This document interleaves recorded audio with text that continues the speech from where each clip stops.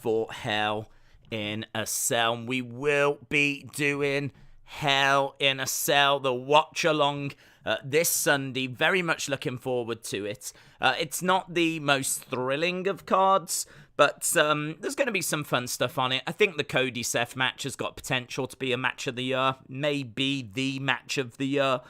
Their two previous matches have been absolutely fantastic, so putting them inside of a Hell in a Cell should be very, very exciting. So I am looking forward to that, and I am looking forward to seeing a few other matches as well. It's always great to see Aska in action. So we've got Becky versus Aska versus Bianca, and Bianca actually on After the Bell was showcasing a slightly new look. Something that certainly grabbed my attention. She's currently got 2 braids now. So for as long as I've seen Bianca, she's just had the long one braid. And, that's a big part of her gimmick. It's part of the CGI. When she comes out, she obviously swings it around as she dances to the ring. She's used it as a whip. Now she's got 2. She wouldn't confirm if she was going to keep it for this weekend, so we don't know if she is going to keep it that way or if she's just going to go back to like the one long one. But I like it. I like the little changing it up. I think Bianca is a little bit stale, just a little bit. Not bad. She's still great, but I just think like she gets overshadowed. I think Becky and Aska have overshadowed her, and I do think that she needs just a little something. And this would be just a welcome little change, really. So, yeah, I'm hoping that that match is going to be good. I think it would benefit all 3 women if it was. Asuka's been away for so long. She needs a really good match to remind people that not only is she funny, but she can go in the ring. Bianca, as we said, she is definitely someone that could do with a little something, just a little push, a little boost. So that she's not as stale. And yeah, look, there's lots of things that I think we can get our teeth into. We do need to talk about tonight, though, rather than chatting away about Hell in a Cell. There's not loads to talk about, but Riddle and Nakamura against the Usos. This is apparently tonight, which has totally thrown me off guard. I was under the impression this was Hell in a Cell that we were going to get this match. But apparently it's Nakamura and Riddle tonight. I'm just going to have a look at Hell in a Cell and see if it was scheduled for that. Maybe it wasn't. But it's certainly not there now. The six matches for Hell in a Cell. We got Cody versus Seth. Bianca, Aska, and Becky. We got Bobby Lashley versus Amos and MVP. Ezekiel against Kevin Owens. Might be alright. Theory against Mustafa Ali. Might be alright. And then Finn Balor, AJ Styles, and Liv Morgan against Judgment Day. Might be alright. I must admit, some of these do definitely feel like Raw level matches. They don't feel like pay-per-view level matches. So I think the 2 main events, if you will, the 2 big matches really carrying this show. No sign of Roman, which is going to hurt as well. This very much feels like a B show. But as we said, still a few things on there looking forward to. But yeah, what that means is that we get Riddle and Nakamura against the Usos tonight. So we have got a Unification Tag Team Championship match tonight. So let me just jump into the chat and ask you lot the question. Who leaves as the Unified Tag Team Champions? Is it going to be the Usos? Is it going to be Riddle and Nakamura? Who leaves as the Unified Tag Team Champions? So we've got that match. The other thing we've got as well is a 6-pack challenge. So this is going to see Raquel Rodriguez versus Aaliyah versus Natalya versus Shayna versus Shotzi versus Xia Li. They're all facing each other. The winner will go on to face Ronda Rousey for the title. They will be Ronda's next opponent. I'm thinking that we might get Shotzi. she's had quite the spotlight on her recently. She was trying to organize that coup backstage. She wanted everyone to go down to the ring and disrupt the match last week. She ended up getting locked in the changing room. I just think there's a bit of a spotlight on Shotzi. Not much of a spotlight, but a little spotlight, and that's making me think she might win here. Raquel Rodriguez has already had a couple of opportunities, so it would feel like the right time to try someone new, someone different. I'm thinking Shotzi, but could be they go with Raquel again. Could be they go with Raquel.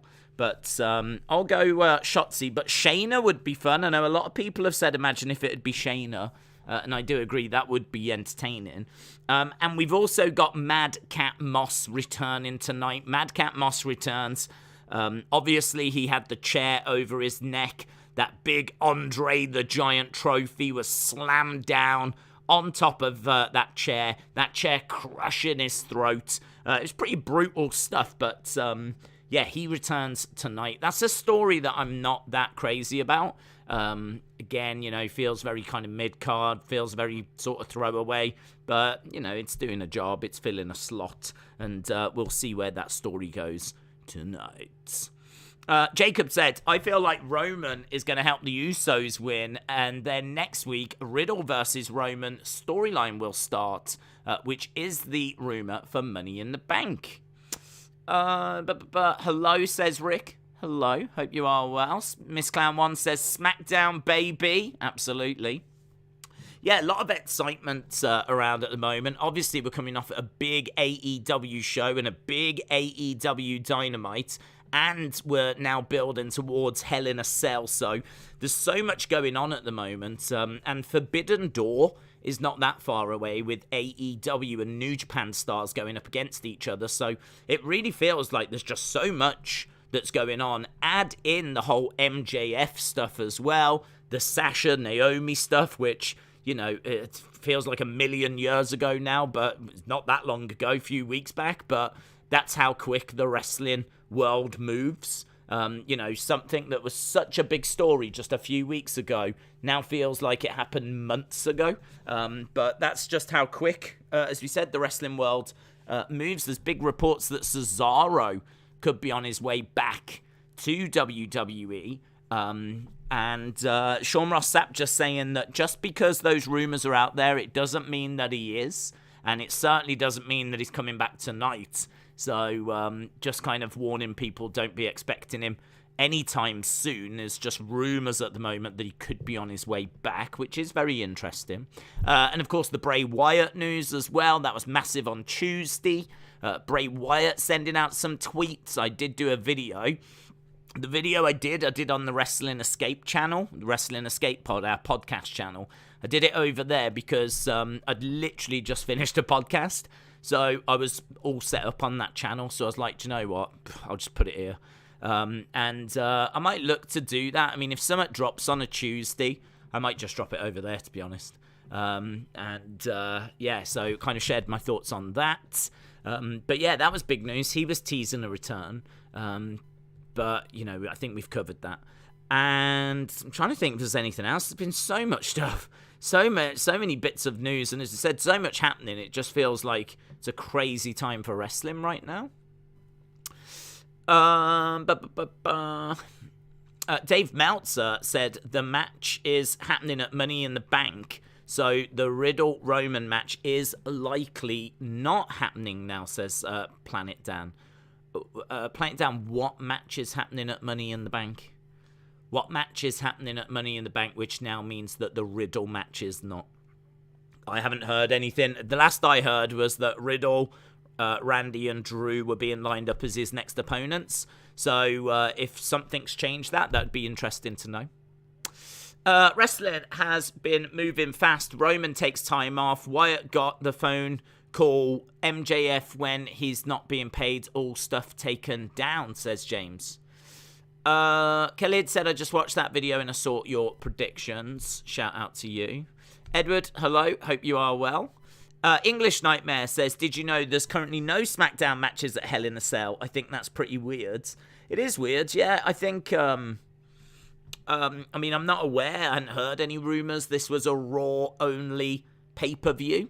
But I mean, it is at the moment. I mean, you are absolutely right. And to be honest, the six-pack challenge, I haven't seen that say that it's to face Ronda at Hell in a Cell. All I've seen it say is that it's to be Ronda's next opponent. So there's no guarantees that there will be any SmackDown matches added to this pay-per-view. So it is interesting. I don't know quite what it means, but Wikipedia still lists it as a Raw and SmackDown pay-per-view. There's been no announcements that it's just Raw, but as of right now, it is just Raw, yeah.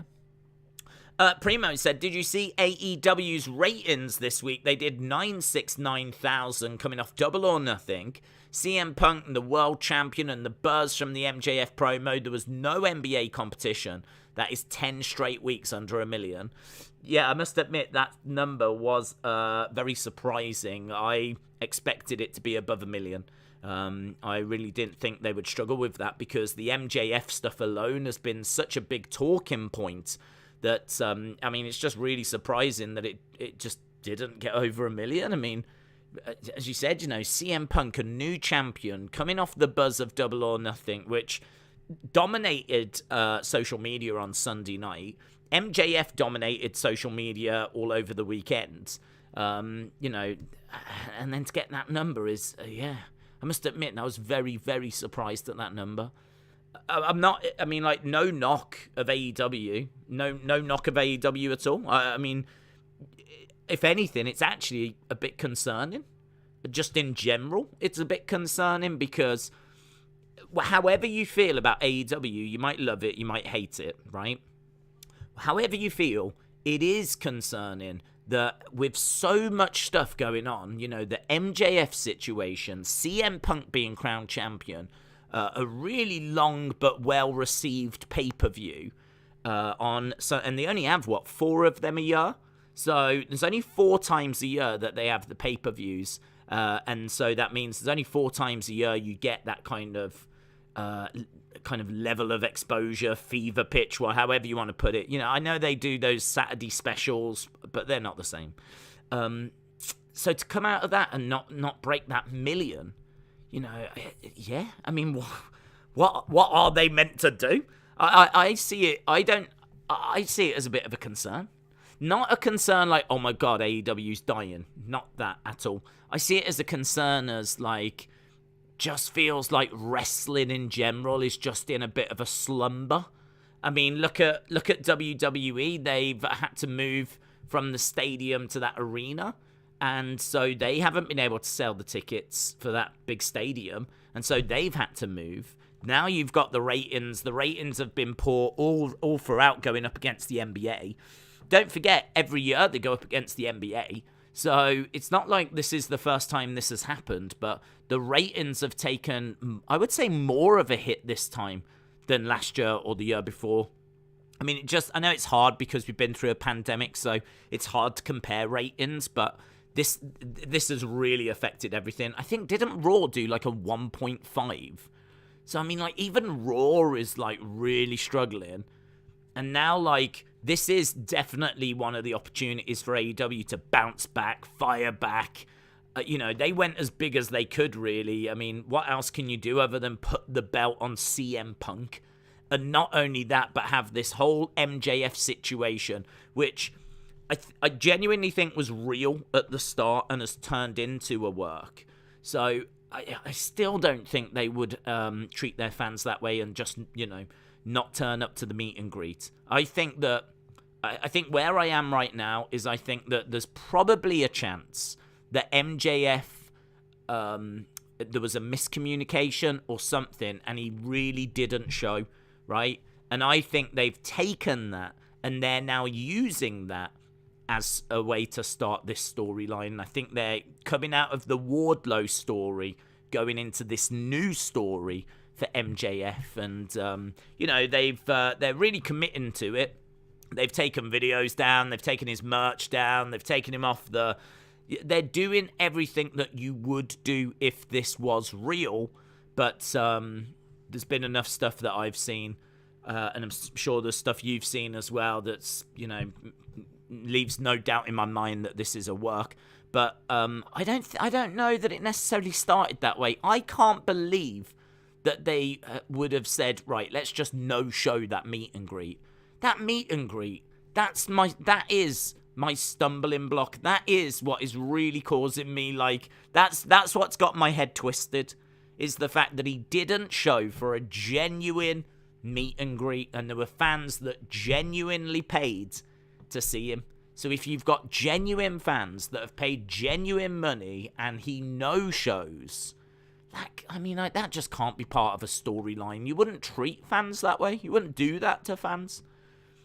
So, I don't know. That bit is where I'm like, I don't know. Would they do that on purpose?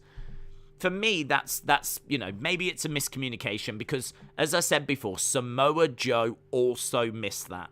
So it wasn't just MJF. Samoa Joe missed it as well. So maybe it's a case that they both got miscommunications, but they're using the MJF one as a storyline. Because now there's a bit of doubt about whether there was a flight booked as well. I don't know if you heard this, but there's a bit of doubt now as to whether there was a flight booked for MJF the other day. So now that started the few question marks around that. So yeah, it's but even with all of that, they still can't break that million, which I don't know. I just think that's crazy.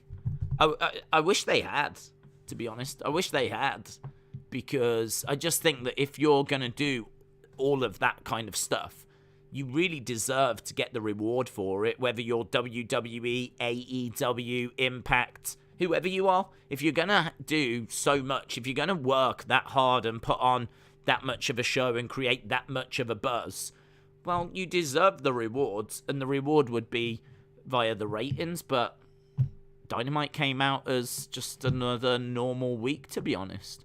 I do think their percentage of 18 to 49 was meant to be quite good, though. I think they got a higher than usual percentage there, but doesn't change the fact they didn't get over 1 million. So I was thinking what you were saying. You can't do streams for New Japan as they copyright. Does that mean you can't do Forbidden Door as New Japan talent is involved? I have no idea. I mean, I'm going to do it. But, I mean, it's a really good point. Maybe I need to do it on a different channel. Because if I do get hit with a copyright, at least, it's not going to affect the main channel. So, I hadn't actually considered that. But that is true. Everything I've said is true. So, maybe it would be worth going onto a different channel for that one. But right now, I'm doing it. Maybe I'll do it on the Wrestling Escape Pod channel. Or maybe jump onto Football Days. I don't know. But maybe for that one, it might be wise to get off the Wrestling Days channel just in case. Because it is true. I mean, I have done New Japan before. And I've only ever done a few, but I've always got away with them, if you will. I've got away with them. I mean, all it is me sat here talking. I ain't got away with anything. But when I say got away with them, it's Sean Ross Sapp did the exact same thing. He did a watch-along for Wrestle Kingdom. He was sat talking, no visual, no audio, nothing. He was just talking about the show, and he got hit with a copyright strike. Like, New Japan don't even look at the video. They just copyright it. If it says New Japan and they think that you're doing something wrong, they'll just copyright it, and they'll, deal with it after if they're wrong. But the damage is done then, so yeah, maybe Forbidden Door might be a bit of an issue. I hadn't really considered that, 'cause I was just looking at it from the AEW perspective, to be honest. James said, if it was a communication issue, then they would say that like they did with Samoa Joe. Well, maybe not, because if they've got together, so if it's a case that MJF has missed this meet and greet, and there's loads of people saying that he's missed it, and there was a plan to do a story after the Wardlow story where MJF kind of kicks back at Tony Khan, because these rumours about MJF being unhappy have been around for a long time. We've heard for a long time about 2024. MJF has mentioned it in previous promos. So he's done interviews with Ariel Helwani that apparently weren't signed off. He's mentioned 2024 in other promos. It could be that a lot of that was to plant the seeds for this storyline happening straight after Wardlow. Because what do you do after the Wardlow feud? What would be next for MJF? Well, it seems like what's next for MJF is this story about him and being, like, you know, against Tony and against AEW and not feeling valued and all of that stuff. So let's just say that meet and greet was a miscommunication, and Samoa Joe and MJF both missed the meet and greet, right? I don't know that to be true, but we do know that Samoa Joe was a miscommunication, so let's just say that it's not out of the realms of possibility that MJF was the same. And it could be that, knowing that their next story was going to be this story, they've just decided to use it. And that's why they've not explained it, because they've come out and said Samoa Joe was a miscommunication, but they came out and said we couldn't get hold of MJF.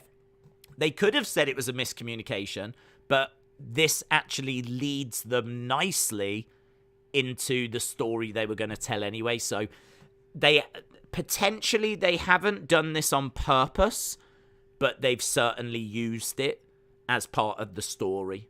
And that has now taken us into the story of MJF being, you know, on the verge of walking out.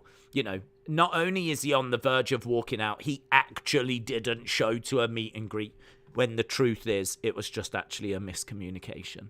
But rather than come out and just, you know, explain that and throw that opportunity away, they've embraced it and used it as part of the story now. So, I don't know. I mean, you can sort of tie yourself up in knots over it all, because obviously we're just speculating and we don't know what the actual truth is at the moment. But it's interesting. It's definitely interesting. But that's the bit that I'm wrestling with, if you will. I feel very comfortable that right now it's a work. I feel very comfortable pretty much with how everything's gone. The only thing I don't know is, when he missed that meet and greet, did he do it on purpose? Did AEW know about it? Or was it a miscommunication? Like, that's the only bit that I'm not sure on. But, you know, we'll undoubtedly find out about this whole episode, this whole storyline, this whole thing, this whole phase, you know, in the future. Once we've got past it, I'm sure there'll be, you know, they're already starting to talk about, like, things that have happened in the past in AEW. If you listen to, like, Talk Is Jericho, he talks about, like, you know, the thoughts that have gone into some of the previous AEW storylines. And so I think that we might get, like, the truth on this, you know, within the next 12 months. And that'll be very interesting. It will be very, very interesting to see, you know, how was it structured, what's real, what wasn't real, blah, blah, blah, blah, blah. AEW did the MJF thing to create a buzz due to the NBA game, and people are eating it up, says Dragon Den. Planet Dan said, I was talking about the tag title match. WWE doesn't know. Just look at Lacey Evans. Just don't mention New Japan. Call them New Japan's older brother. Boomer says, shoosh. WWE Spiteful, hello, says, do you think Elias will make an appearance at Hell in a Cell? Don't know quite how we'll do that unless he's going to be on screen. I think there's definitely an opportunity to do that where, you know, Ezekiel proves that he's not Elias by having Elias appear live on screen. So you've got Ezekiel in the ring and you've got Elias live on screen. And, you know, there's maybe an opportunity to do that, to wind Kevin Owens up even more. I've said before, Kevin Owens is, to me, the best part of this storyline. To me, he is very much the person that is making this work. Amazingly, I think this storyline could absolutely bomb if it wasn't for Kevin Owens. I think that Elias doesn't really have loads of charisma, and I think that if it wasn't for Owens getting so OTT with his frustration, this is a storyline that I think would struggle. But right now, it's doing really, really well, and people are really into it because of how much it's winding up Kevin Owens. He's doing a fantastic job.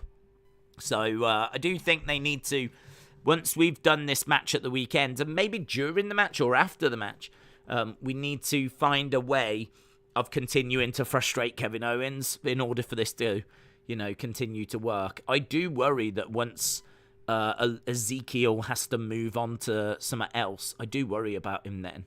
He's got 24/7 written all over him to me. So I think once you take away Kevin Owens and you take away his frustration and you put Ezekiel up against someone different, I really don't know how this story's going to go then. I really don't know how this story's going to go. He screams 24/7 to me. But we'll see. We'll see how the story plays out. I mean, it might be him and Owens for quite a while to come yet. It might be that they, feud all throughout the summer and have their blow off at like SummerSlam, or maybe even Clash at the Castle or something. Who knows? So we might be a long way from the end of this feud. Big Time Baxter, hello, hope you're well. How much of a breath of fresh air has it been for women like Shotzi and Aaliyah to find a bit more TV time when WWE doesn't have Charlotte or Sasha to lean on SmackDown? Yeah, I mean, it's if you take them out of the equation and other women are going to have to step up. So, yeah, absolutely. It's a great opportunity for them. It's also, it's sink or swim as well. I mean, listen, if the spotlight is on you and you flounder, that could be the end of you in WWE. Like, if Vince is looking for people that he can rely on, that he can lean on, he turned and, relied on Toni Storm and she ended up walking out. So, Toni Storm obviously didn't work out. The spotlight can get to people. When push comes to shove and you're thrown in at the deep end, some people shine. Some people can really struggle and not quite, deliver. And we'll see if these women can. I mean, it's going to be a good proving ground for them. But I think fair play to Shotzi so far, because she's been given some stuff to do. And I think she's done a very good job. Like, she had some backstage segments and she did really well in them. She was quite entertaining. She seems to really be getting her personality across. As I said, I think they've given Shotzi a little bit of something to do in recent weeks, and I can see her potentially being the one to win tonight. I'm just wondering if they've foreshadowed that victory by giving her that little spotlight in the past few weeks. So we'll see. But yeah, it's a big benefit. But potentially some of these women might also not reach the required standard and might end up putting themselves on the chopping block. So, don't know. They're going to sink or swim time. Sink or swim time. And look, Sasha and Charlotte are pretty much safe. I mean, I can't imagine Vince really wants to lose Sasha. I'm sure he's angry as hell at Sasha and Naomi. I mean, I bet he is honestly just going crazy. Ranting, raving, swearing his head off. Just losing his mind with anger. But equally, he knows how important someone like Sasha is and her fan base and what she brings to the promotion and how popular she is and all that kind of stuff. It's a real catch-22 for him. It's a real catch-22 because no one's bigger than WWE, but equally, you don't want to be giving your rivals someone of the caliber of a Sasha Banks. And this is a Sasha Banks that's, in the Mandalorian and is, really branching out into other markets and bringing in other fans from outside the wrestling fan base. Sasha is really reaching out to people that don't even watch wrestling. She's picking up Star Wars fans that don't even watch wrestling, that might now watch wrestling. I mean, she is a loss. There's no escaping it. So it's difficult. It's going to be very, very difficult to see what they do there. I mean, I should imagine there's been many a conversation as to what they're going to do with Sasha and Naomi. And if they end up parting ways with them, I will be surprised. It's what's best for business at the end of the day. But equally, you can't send the message to the locker room that it's all right to walk out, because otherwise you might have other people walk out, and obviously you don't want to encourage that. You have to make a bit of an example of, if you're going to do this, then this will happen to you, and whatever the punishment is needs to be something that would make people think twice about doing it. So I don't know. I really don't know what they do. I really don't know what they do. But while she's out of the way at the moment, and while Charlotte's obviously been off and got married, great opportunity for some people to show what they can do. And I hope they all swim. Honestly, I hope they all swim. I like them all. I like Aaliyah because I remember watching her on Breaking Ground and she was awful. And now she is, all right. I mean, she's not brilliant, but she's all right. But her development, she's come such a long way. From a girl that just couldn't even cut a promo and looked like she was in the wrong company to a girl now that she's all right. She didn't set the world on fire, but honestly, you can see the development, and I appreciate that. And so I'm not down on her. I really like Shotzi. I think Shotzi does provide something different, so I really do like her. Xia Li, honestly, the jury's out on Xia Li, and I can't really comment on her because I haven't really seen much from her. I mean, when she was down in NXT, she was doing that Tian Sha stuff, which was intriguing at first, but then really lost me eventually. But at first, it was like I really liked the way they presented her in NXT, and they did like this kind of cartoony kind of thing, which was really cool. And talking about like the history, and like she was channeling some old kind of folk tale. It was a bit weird, but it was kind of cool. It's something a bit different. But yeah, she just lost all of that, and now she's just Xia. I mean, she doesn't really represent anything anymore, does she? It's just like they've totally given up on her. So kind of feel like we need something new for her to do now. So yeah, hopefully they find something for Xia Li. And Natalya's just Natalya, isn't she? She's a goat. Shayna Baszler, I think, is very underutilized. Raquel Rodriguez, I think, looks like a good addition to the main roster.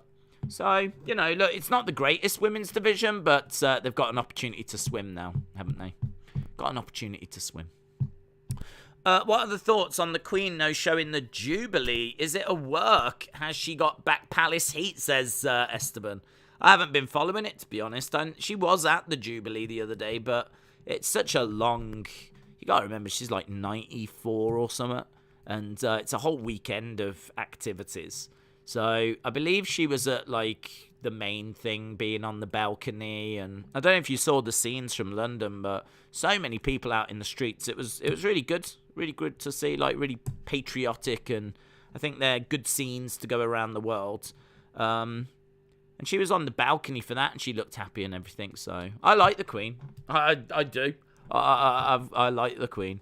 I know there's a lot of people that would lose the royal family, but I think it's like just tradition, really, and it's good for tourism, and I think it's just like a good image to send out to the world.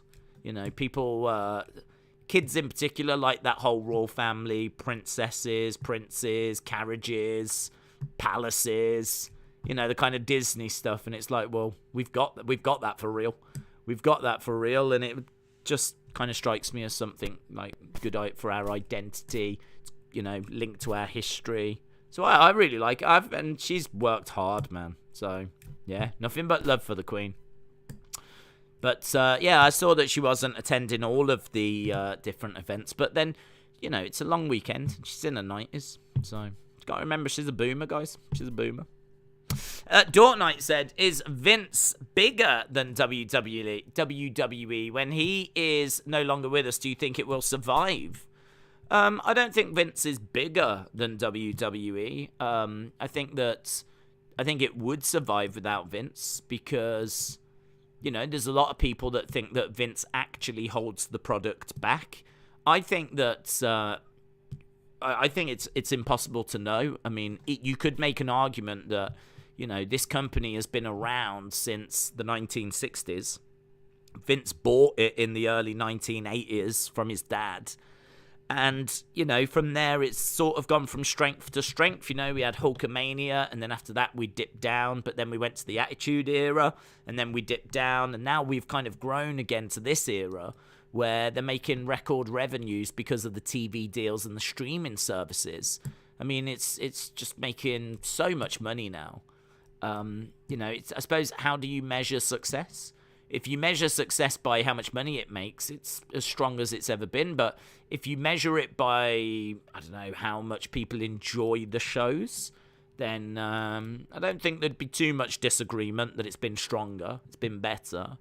But I think that, no, I don't think Vince is bigger than WWE because WWE was around before Vince. And as I said, there'd be many people that would argue that Vince kind of holds it back or, you know, doesn't take it in a direction that a lot of people would like to see it going in. You know, people would like to see promos that are less scripted and a bit more risky. I mean, there's so much praise for, like, the Eddie Kingston promo, so much praise for, like, what MJF is doing, and you can't do that kind of swearing, but you can still tell those kinds of stories. You just can't do the bad language, but you can still tell those stories. You've just got to keep it within the confines of PG, and a lot of it, majority of it, of what you get on AEW would be absolutely fine in WWE. It would be absolutely fine. But, of course, you know, where you're getting the blood, where you're getting the swearing, those are the bits that go a bit too far. And those are the bits that wouldn't work in WWE. But, yeah, I think that Vince has got a style of wrestling and a style of promos and a style of presentation that we're all used to now. I mean, it is the WWE style. But as soon as he goes, I would imagine that you will see tweaks and changes. I don't know how long. It wouldn't just change overnight, because you've got to remember, if Vince passes away and, say, Steph takes over, well, you've still got Kevin Dunn there, who is in charge of, like, the TV side of it. He's in charge of, like, the editing, the production, all of that stuff. He's in the truck, like, overseeing everything. So the feel of the show is not going to change because Vince McMahon has passed away. This is such a big machine that it's going to take a lot and a long time for the show to, you know, start feeling different. But I think eventually it could and would. The only way it would probably change, like, overnight is if it got bought by, like, Disney, and then a load of new executives came in and took over, like, key positions, and you got someone new in the truck, and you got someone new in creative, and you got, like, do you know what I mean? Like, several people came in and took over different spots. If it's just Vince, yeah, listen, there's only so much one man can do in one day. Even if he works 24 hours a day, constantly talking, on the phone all the time, there's only so much he can do. There's so many decisions that have to get made by other people. That's what I'm saying. Like, I don't think the feel of the show and, you know, a chunk of what we get would change, because there's a good amount that has to be decided by other people. Like, the matches get put together by the producers. You know, there's producers backstage that put the matches together. Well, they're not going to change how they put the matches together. And, you know, Kevin Dunn is in the truck, so, you know, how the show is presented, that's not going to change whilst Kevin Dunn's there. So, yeah, I think that WWE is bigger than Vince, but Vince is obviously the most important aspect of it. But it would survive, I'm sure of that, and would carry on. Dork Knight said, I'm not an expert on these matters, but is there any chance the meet and greet wasn't real and the tickets were sold to people that don't exist, so no one got hurt? Have we got accounts from fans? Well, I mean, I've seen people talking online about how they had tickets and they got stood up. There was even someone that had a picture of the ticket they purchased. So I've seen that. Now, could those be fake accounts? I mean, for AEW to go to those lengths, I think would be incredible. I must admit, that did cross my mind about how, like, you know, could they be fake fans and everything? But I just don't think AEW is going to create fake accounts and put up fake pictures and all this kind of stuff. Because I have seen accounts, yes, of people that were waiting. You know, there's photos of people that were waiting for MJF, and they've taken a picture of the empty table where he was meant to be. And there's people that have taken pictures of the sign as they were waiting, and there's people that have taken pictures of their tickets. So again, I mean, look, if it turns out the whole thing was fake, they've gone to a level that I've never seen before. So, I mean, that would be stunning. That would be, that level of detail would be insane. Because that's the bit that I'm getting so stuck on. That's the bit that just kind of makes me spin my wheels. Because I just, like, can't figure out I just can't figure out what they've done with that. Because I just don't think that they would intentionally stand the fans up. I mean, all their fan base is so important. It's everything. The passion the fans have got for AEW. You know, there's fans that will go around the country following them. They're like passionate. Like, they live it, they breathe it, they will buy the merch, they will watch Dynamite, Dark, Rampage, Elevation, be in the Elite. They just want to support them. You know, they hate Vince, they hate WWE, and they really want AEW to work, and they're just so super passionate that they'll follow them and do whatever. I think to stand them people up, to have some of those people buy tickets to meet MJF and then you purposefully let them down, I think that is so dangerous. That is so dangerous. Anything that's going to mess around that fan base on purpose is really, really dangerous. I know you might say, well, that fan base is so passionate that they would forgive that, but I still think that's a dangerous game to play. I think the one thing that you can't afford to do is mess around that passionate fan base, because that passionate fan base is keeping them afloat. If that passionate fan base starts feeling like it's being disrespected, or starts feeling like things aren't quite what they were, or, you know, Dave Meltzer made an excellent point, right? Which is not something I say often. But he made an excellent point. He said that, because I listened to his take on the promo, and he said that he had a few problems with Dynamite this week, which I was really surprised at, because Dave Meltzer is like Mr. AEW. I mean, waves the banner for AEW. Do you know what I mean? Like, if there's going to be an AEW parade, Dave Meltzer's on the float waving to people, right? He is proper there with them. And so for him to turn around and say he had a few problems with Dynamite this week and a few problems with that MJF promo, you do go, what's this? Wasn't expecting this. I was expecting him to give it 10 stars and swoon and say it's the greatest thing that's ever happened in wrestling. I wasn't expecting him to say, yeah, I've got a few problems. But his problems are what we just spoke about. His problems are that MJF went out there and he aired his grievances, right?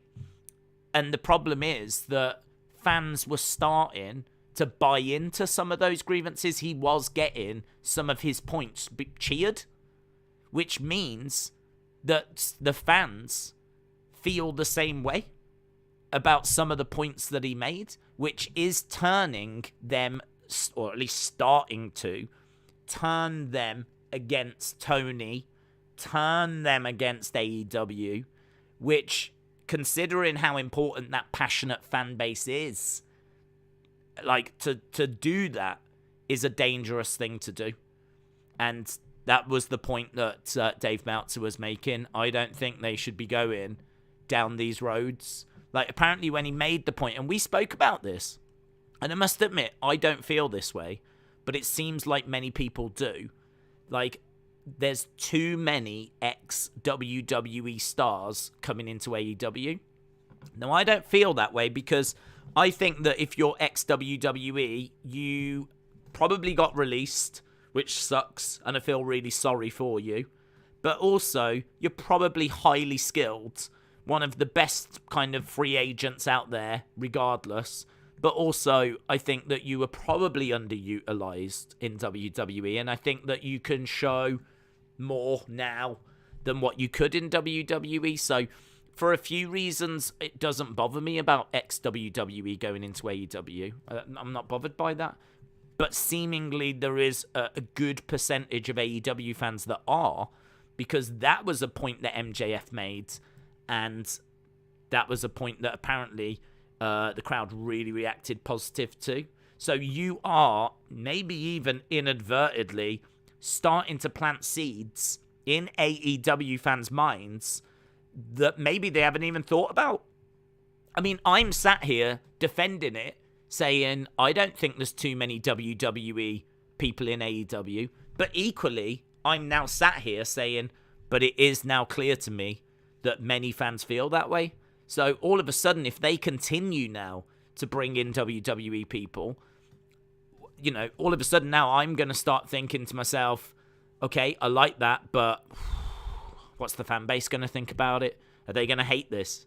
Rather than just celebrating it, going, oh my God, Cesaro's here, I'm going to start thinking now, it's another WWE star, and I know they don't like it, and it's like all of a sudden you're starting to change perception. It's a really dangerous thing to do. It's a really dangerous thing to do. It's a dangerous, and they don't need to do this. They don't need to be going down this road and highlighting these kind of things. So, I don't know.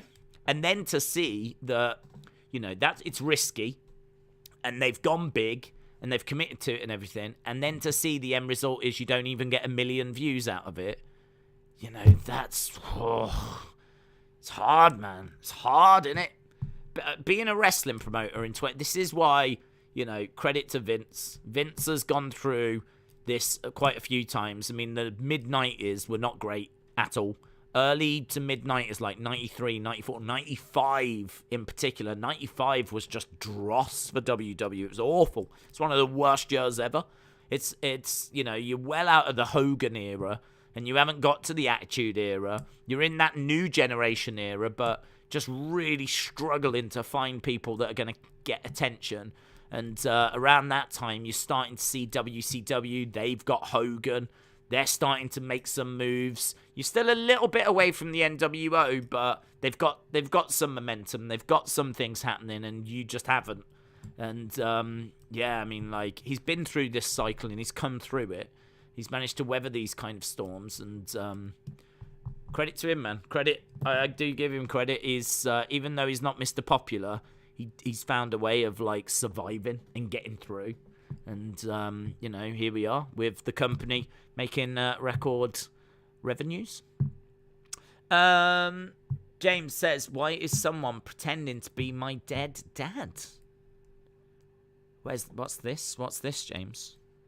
In this chat? Or is it on Twitter or something? Is it in this chat?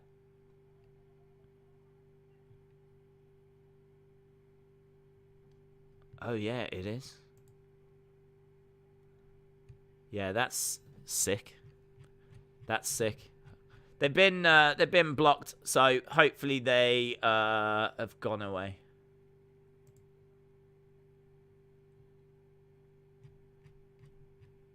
Yeah, that's sick, dude. I'm sorry that happened, but thankfully it was picked up by Hayden. So.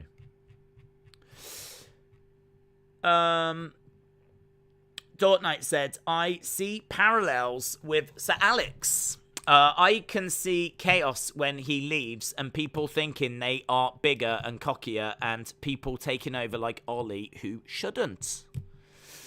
Real YT said, I think there's too many WWE people. I do feel bad for some of the AEW people. They don't get a chance because of the ex-WWE peeps. See, this is exactly the point. Exactly the point. You see, I don't feel that way. But now it's got me thinking more about that now. I mean, we had a whole conversation about it, and I was talking the other day about how I don't feel that way because I think these are people that are really skilled. I think they're great performers. I think they're trained to a really high standard. I think compared to like maybe some AEW people that have come straight from the indies or come through dark, like these ex-WWE stars are going to be more experienced. And just because they've already maybe had an opportunity in WWE and it hasn't worked out, it doesn't mean that we should just like abandon them. Like for me, I think they're some of the most. I mean, like if Cesaro's one of the best wrestlers in the world, like legitimately, you put him in a ring with someone, and you put him in a ring in AEW, he'll give you one of the best matches of the year. I've got no doubt about that. You do Kenny Omega versus Cesaro, like it'll be one of the best matches of the year. He's got a great look. In ring is phenomenal, but just, you know, promo-wise and charisma-wise, it's not there. It's not there for Cesaro. He's got problems, and they've never been able to fix them. And you know what? Shame on Vince for that. shame on Vince. Like, we're sitting here singing his praises a bit, right? Saying he's done a great job. You know, he's took WWE through tough times. But equally, he never found a way of getting Cesaro over. And shame on him. Because Cesaro was fantastic in ring. Had everything. And how did they not just give him a manager? How did they not find someone that could do the talking for him? How did they not make him, like, you know, unhinged? Like, there's so many different things that you could have done with Cesaro. And they did try lots, but all of it seemed to fall short. And in the end, I think they just gave up. I think that's the truth. I think they had a little look at him, tried a few things, nothing worked. And rather than continuing to try, they just put him in the tag division. Put him in the bar. Chucked him in the bar. I think, didn't they have him with Nakamura for a time as well? Like, they put him in so many tag teams. They just didn't know what to do with him. Just didn't have a clue what to do with him. But that is such a shame. Like, now that if he is available, AEW, you know, might not go for him now because there's too many ex-WWE. I don't know. But I am now thinking that. And I am now aware that it is a problem because I've been made aware that it's a problem. So, it's really interesting, though. It's really interesting. It's what I'm saying. There's so much going on in wrestling at the moment. I've got good news. Cesaro returns, says Matthew. Dragon Den said, people like to say WWE was bleeding when Cena was on top, which was R-Truth versus Cena, which got 3.8 to 4 million, when it bled more under the Summer of Punk with the Go Home show to Money in the Bank. It was 2.97.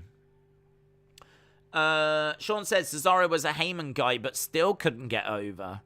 Yeah, it's true. He was a Heyman guy and he still couldn't get over. But I sort of feel like his presentation still wasn't quite right. And again, you know, you put him with Heyman and Heyman does the talking, but they still weren't really... His presentation wasn't right. His storylines weren't right. Just putting him with Heyman is sort of like half the job. It's not like you put him with Heyman and boom, that's it. Everything's great. You've got to still put him in the right stories. You've still got to build him correctly. You've still got to book him right.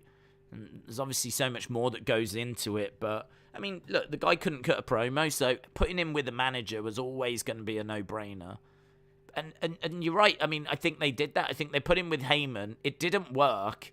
And rather than giving him a different manager or trying to figure out why it didn't work, just put him in the tag division.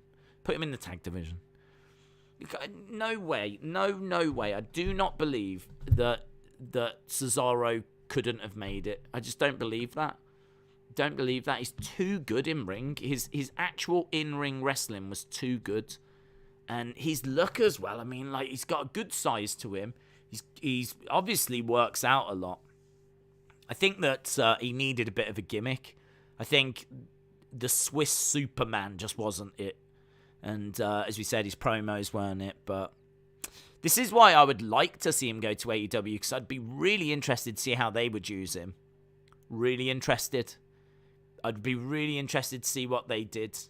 And see, you know, be interesting to know what Cesaro thinks as well. I'd love a chat with Cesaro, actually. I was fortunate enough to talk to him when he was in WWE, and he was a lovely guy. And actually, when I spoke to him, it was the day after a Raw, and he'd just done a match with Rey Mysterio. This must have been like 2019. It was absolutely brilliant. It's one of those hidden gems. Cesaro versus Rey Mysterio, one-on-one on Raw from 2019. Can't remember the exact... It must have been about April time, I'm guessing. Probably would have been about April of 2019. Raw, London, O2, Cesaro, Rey Mysterio. It's a fantastic match. And I said to him next day, I was like, man, that match, the match you had last night with Rey Mysterio was so good. And he said to me, I love wrestling Rey. It's so easy. It's just so easy. And he was lovely, man. He was lovely. But I would love, I mean, maybe if Chris Van Vliet gets an opportunity to talk to him, it'd be really interesting to see if he gets asked, like, what do you want? What did you want? How did you want, like, you know, what did you think you needed? What is it that you wanted to try? I mean, maybe he would turn around and go, oh, I don't know. And, you know, maybe that's part of the problem, is that he didn't know. I mean, if Vince comes up to you and says, what do you need? The answer cannot be, I don't know. The answer has got to be, I need this, this, this, this, and this. Yeah? Give me that and I'll be a main event star for it. You've got to know what it is that you need to get over. And maybe part of the problem was he didn't. But I certainly know what I would have been trying. I mean, certainly would have given him a manager. Certainly would have given him a juicy storyline. Doesn't even matter who against, but let's have him on the verge of blood. Let's have some hard-hitting feud. Let's have something where he's really getting smashed around and it's really quite physical. I feel like if the rest of the show was just pretty normal, but like the Cesaro segment was quite physical, I think that would have been really interesting. He had a great series of matches with Sheamus as well, which is how we got to the bar. And they were really hard-hitting, and they were great, and people were enjoying those. But the end result was he ended up being in a tag team. Don't know. Didn't expect to talk about Cesaro for too long, but I really like him. So I hope whatever happens to him, I hope he finds his feet. Hope he finds his way. BBB Yipsy said Jim Cornette would have worked great with Cesaro or a Bobby Heenan. I agree with that. King Spear, shout out to you. I hope you are well. Jaden said, do you think that the Hing General Gunther will challenge for the Intercontinental Championship at Hell in a Cell or tonight on SmackDown? I don't think it'll be tonight. They've already made announcements, and I haven't seen that be one. He certainly seems to be in a feud, and I think he'd be a good Intercontinental Champion. So I wouldn't have him lose into Ricochet. I think Ricochet is quite small. I don't think Ricochet... I think Ricochet's fine. I think he's someone that I think deserves opportunity, but I wouldn't be putting him over Gunther. For me, Gunther is going right to the top. If you've got a babyface that's champion, then Gunther's your massive heel. Gunther is, like, in my mind, a bit like the Andre the Giant of this generation. You know, if you've got a massive babyface that, like Hulk Hogan, you need a monster heel. And right now, that's exactly what I see in Gunther. I just see a monster. He's a monster, hard-hitting, wins matches clean. He's got a great presentation, brilliant entrance. I love him. I think he's brilliant, so I'm all in. All in on Gunther. So, yeah, I wouldn't be having Ricochet go over him. Right, we are about to get going. I'll always be in the Cesaro section, says Miss Clown. James said, did you see Meltzer's Double or Nothing ratings? I did. I felt that they were about half a star too high. But not like a million miles out. I reckon, you know, I mean, look, he's crazy into AEW, so it doesn't surprise me that his ratings would be higher than mine. But I would say that they were all about half a star, maybe 3/4 of a star too high, compared to where I was. I mean, that's his opinion, and that's absolutely fine. I didn't expect to agree with his star ratings for anything.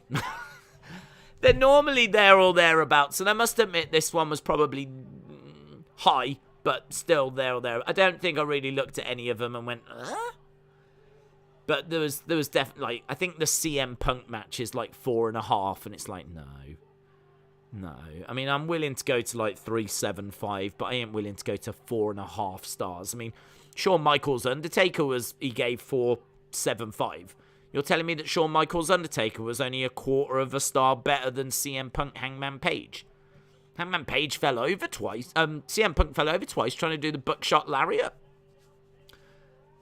So, yeah, to me, like, it was just half a star, maybe 3/4 of a star, a bit too high on them all. But, listen, each to their own. Right, here we go. We have got the New Day. New Day making their way down. I don't know what match this is, to be honest. It is the New Day. So, it's Xavier and Kofi making their way down. I gave Anarchy in the Arena 5 stars, but then I love violent matches. Yeah, that one, it's a bit tricky to score, because, I mean, it's not really well, it is wrestling, but it's hard to score, because it's just a mass brawl with loads going on everywhere. I can understand why people gave that 5. I don't really have a problem with that. I don't have a problem with that. I think, I still wouldn't have gone to 5 for it, because I thought it was a little long, and as I said, there was a couple of moments in it, like the table spot, and sitting on that, chair where he was trying to choke him out, but he was trying to start it as well, and it wouldn't start. And it was like, you could tell that was going to be like a little comedy thing. I think that was going to be the segment that was like Sammy in the golf cart from Stadium Stampedes. And I think there was things that they were doing just because they would look great on Twitter type thing. They would look good on social media.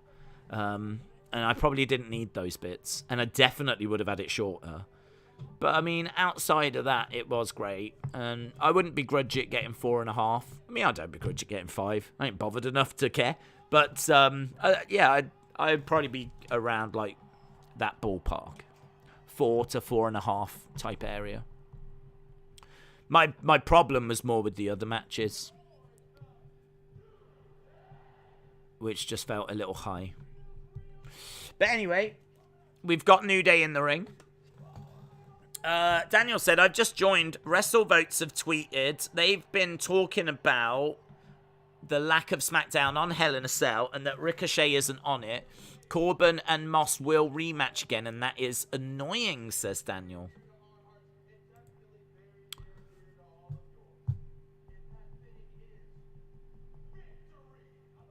Okay, so we got the New Day starting the show. There's a sign in the crowd that says, I wish Liv was here.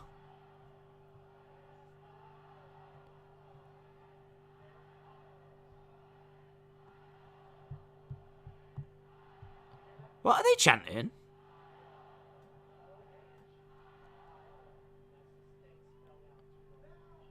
Are they chanting Ohio or something?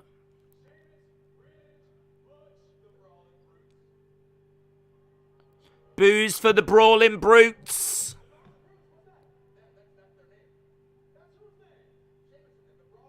The Brawling Brutes. Kofi can't believe it.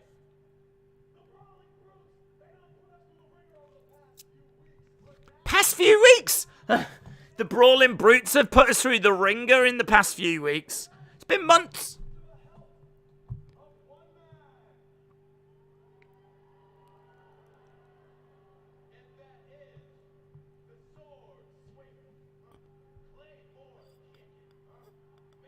Okay, they're talking about Drew, so I don't know if Drew's about to come down. Yeah, Drew's coming down. I tell you what, it really strikes me that, like, I think a lot of the appeal of the New Day was Big E. Big E without Big E in the New Day, it misses so much. So much. I think it was just little things, like when he would get in the ring, he'd just be like bouncing on the ropes, like pulling a funny face or something. So even before anything happened, he was entertaining you. I don't know, without him, like, it didn't feel right when they were on Raw and Big E was on SmackDown. But, like, this is an intro by the New Day, and I don't know, it just doesn't, so far away from when they were, like, at their peak doing bootios and everything a few years ago. Still love them, still love Kofi in particular, but hit's different now. Wish they'd give him something else, though. Drew is in the ring with the sword. Kneel to the steel.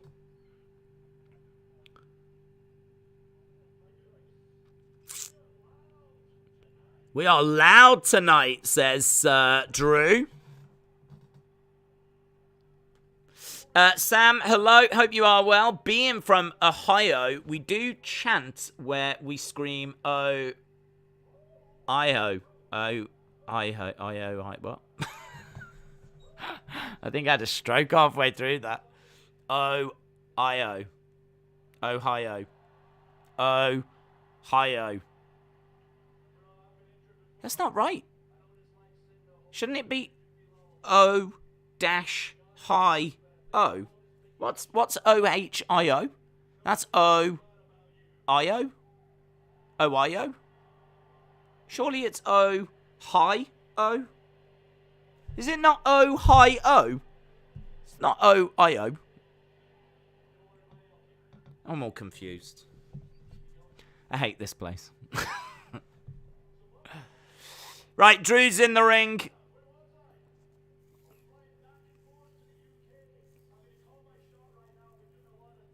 I've been doing a lot of thinking.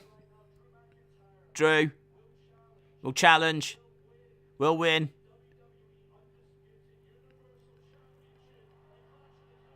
He says, Drew, I'm going to call my shot right now. I'm going to win the undisputed titles at Clash at the Castle.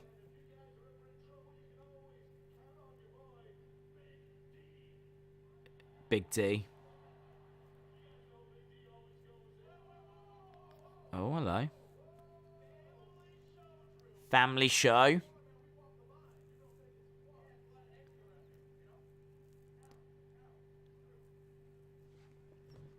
They don't like the Big D talk. People say about AEW signing too many ex-WWE guys, but you never hear people say WWE have too many ex-Ring of Honor or whatever. WWE got their talent elsewhere. Why is that? I suppose it's because it's seen as a promotion to go from Ring of Honor and go up to WWE. Like, WWE is sort of like, for me, I believe the pinnacle, right? It's certainly where you should be able to earn the most amount of money, get the most amount of exposure. So I suppose if you've made it to WWE, you've sort of already had your crack at the big time. So if you've been in Ring of Honor and then you get to WWE, it's a natural progression. I think if you go from WWE to AEW, are you sort of seen as someone that already had their chance? That's how I perceive it. There is some... are these shorts? I don't even know what they are. There's something here that says Big D. Here's the Brawling Brutes coming down. New Day gave Big D a present.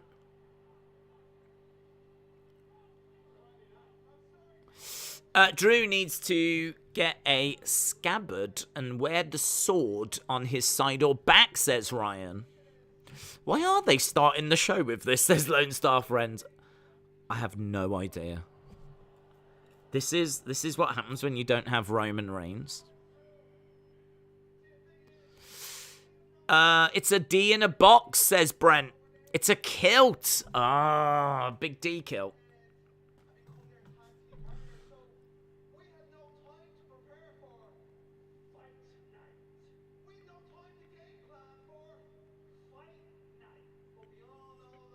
Fight night.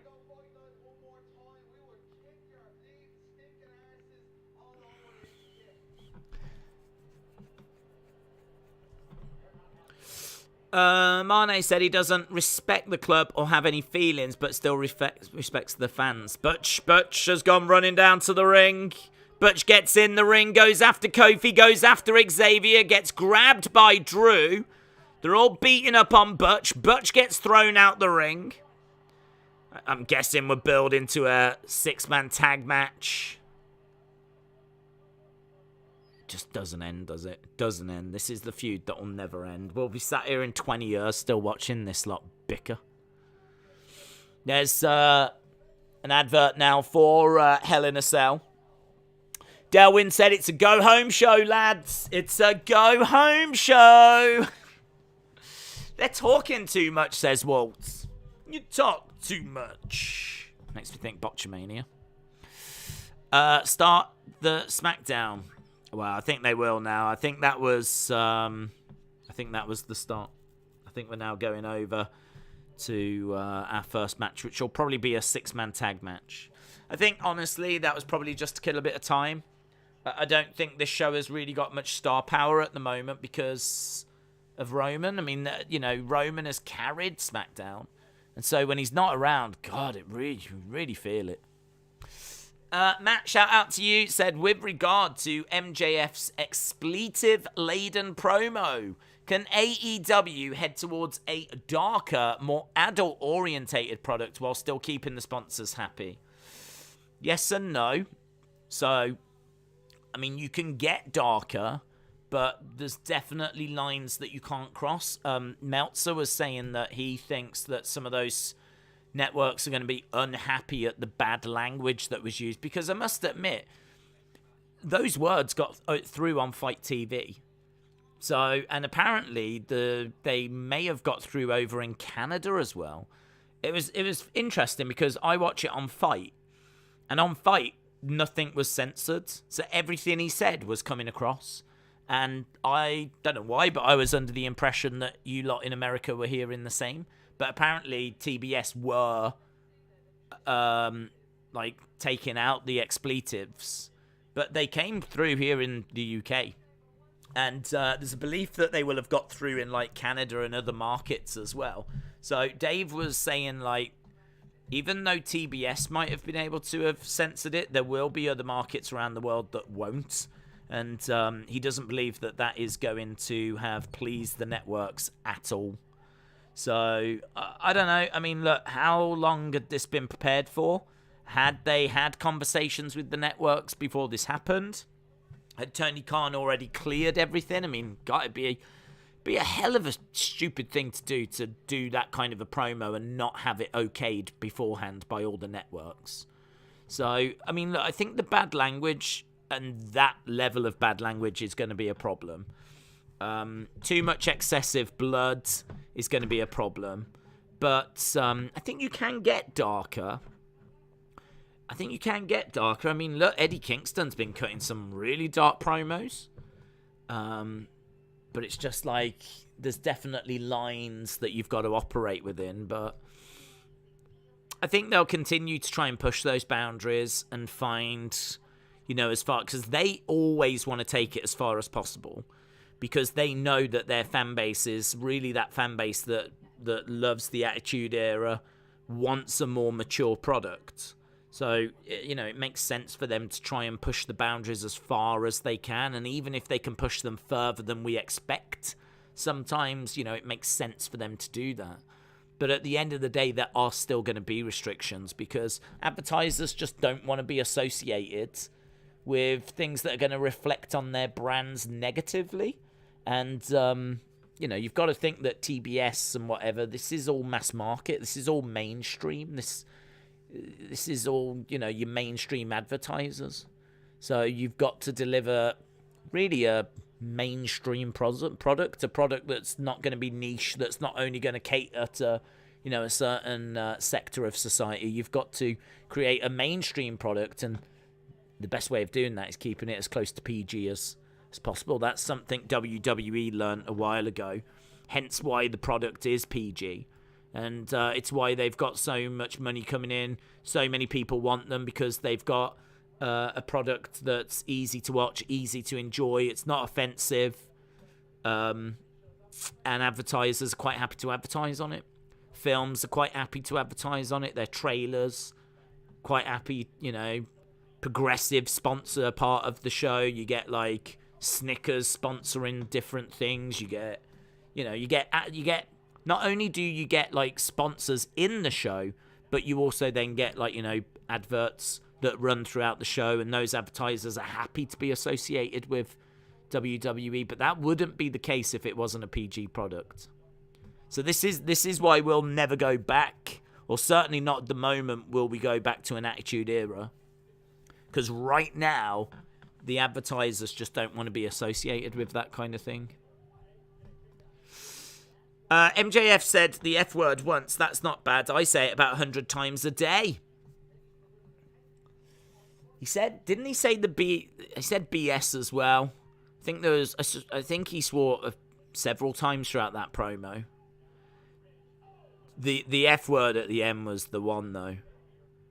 Looking straight down the camera and calling Tony Khan an effing mark. But you are right, I think there was just that one, but I think there was other swear words that were in there. WWE should create 6-man titles, says Little Rigsy. Big Time Baxter said SmackDown has been doing about 1.8 lately, which is far lower than their 2.2. They're doing the same match over and over. It's not keeping people wanting to tune in. Yeah, I do not care about this match in the slightest. This feud is so dead to me. I mean, it is a joke how... didn't we talk about it last week? It was like... someone said it was like 11 weeks in a row we've been getting some sort of variation of this type of match. It might have been like one-on-one, Butch versus Xavier, or Ridge versus Big E, or whatever it is, but it's been about 11 weeks, maybe 12 now, that we've been getting variations of this, so... Daniel, shout out to you, says, I'm going to lose my mind about the box, no sports. I'm going to lose my mind about the box, no sports. What does that mean? What does that mean? I don't know what that means. What does that mean, dude? Have you got no sports channels or something? Is that what you're saying? I mean, right now you're not missing anything, so I wouldn't worry about it. Daniel said, do you think MJF is the best of the 4 pillars, Darby, Jungle Boy, Sammy, and MJF, or do you think it's one of the others? I feel MJF feels the biggest of them all, even before this drama. Yeah. Yeah, I would say he's the biggest out of all of those. I think that, as he said, and I think it was the truth, he is the second biggest minute-by-minute ratings draw. I think that he's also been involved in... I think Britt is big. She's comparable, but she is also someone that is only as strong as her opponents, and she's quite limited with opponents. You know, MJF has worked with Jericho, CM Punk, and then finally paid off a 2-year build with Wardlow. So, do you know what I mean? It's like he's been on a hell of a run.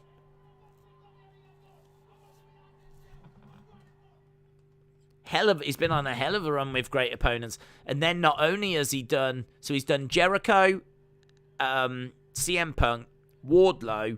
Now the story is potentially Tony Khan. So, yeah, I think the reason why he feels the biggest is because he's been booked the best out of those. You know, if you think Jungle Boy has just been in the tag division, granted they're tag champs at the moment, but for whatever reason, they don't feel like even the biggest tag team.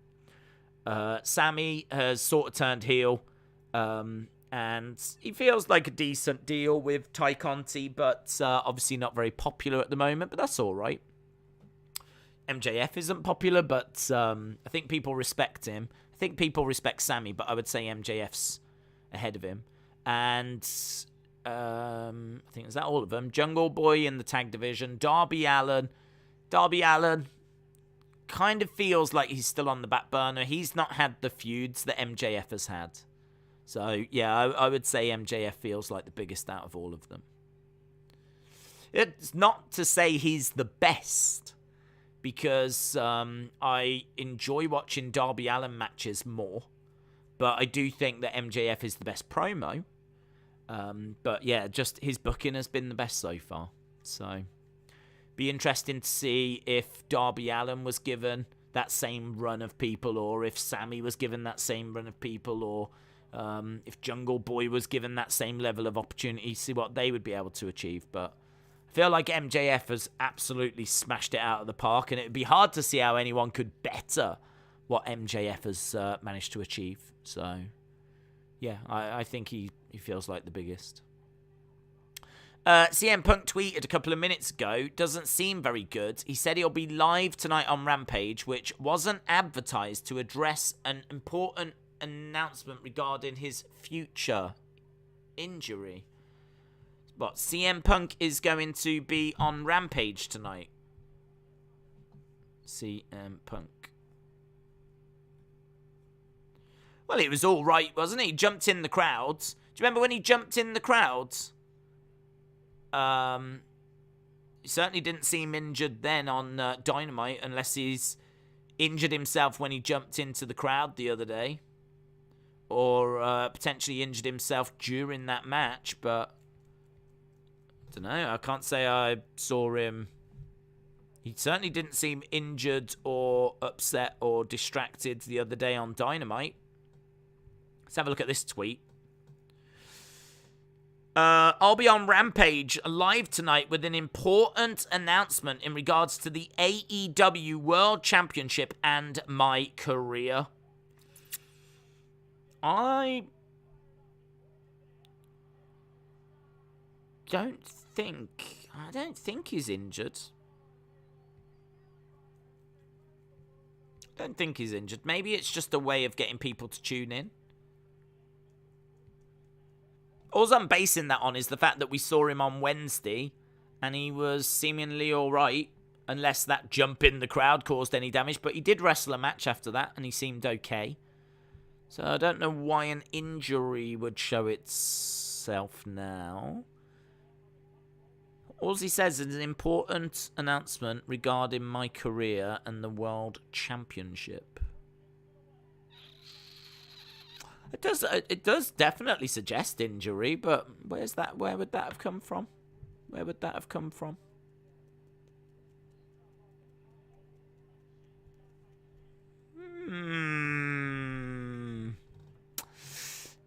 feel like every time CM Punk goes for some off the top rope, he slips and he tweaked his knee on Dynamite, and then when he came out taking the front MJF in front, he was limping. Was he? He was limping when it... See, I didn't see when he came out for MJF. When he came out on Dynamite, he looked fine. And then he jumped into the crowds, and someone said, like, did he just clip his leg off the barricade? And he did seem very close to it. And so then I was watching him in the match, but he seemed to be all right. So unless he's done something there or during the match, I didn't...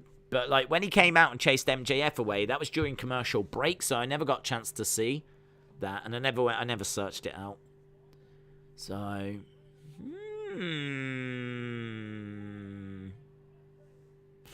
WWE drops gimmicks faster than the England... Don't talk to me about England. Oh, my God. They got into such good position earlier, didn't they? And then flipping England did it. Absolutely, England did it right up. Right, we are still underway with this, and honestly, this whole thing is eating up at least a quarter of the show. Just killing time, baby. That's all we're doing.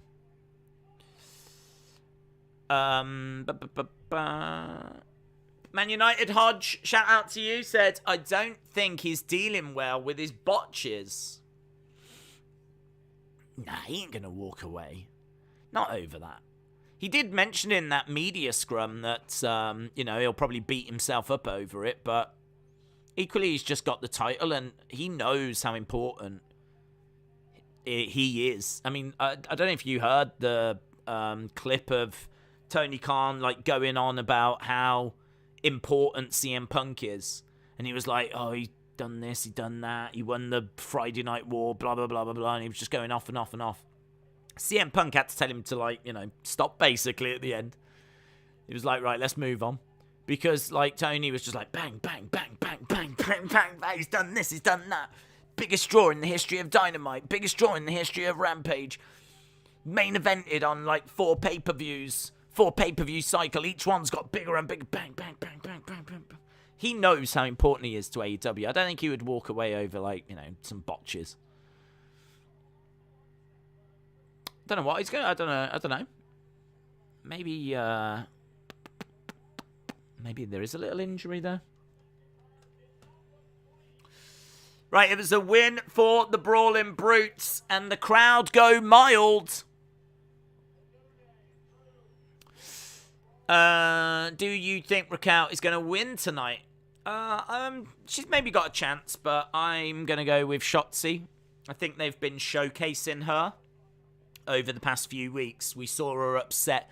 So she wanted to answer that open challenge, but Raquel got there first. And then last week, Raquel got another opportunity, and Shotzi wanted to interfere in the match. And she ended up getting locked in the changing room. So they've done just a couple of things to kind of showcase Shotzi. And I just wonder if, like, she wins tonight and finally gets that shot. Which I don't expect her to win, but I'm just wondering if that has been, like, foreshadowing her victory tonight. Because Raquel's already faced Ronda twice. I mean, they could go with Raquel again, absolutely. I feel like Shotzi's probably the better way forward, though, because I personally don't need to see Ronda and Raquel for a third time in such quick succession. So I'm hoping Shotzi, but it could be Raquel. They certainly do seem to trust her. Right, we are backstage with Kayla Braxton, looking lovely in orange. Here's Nakamura and Riddle.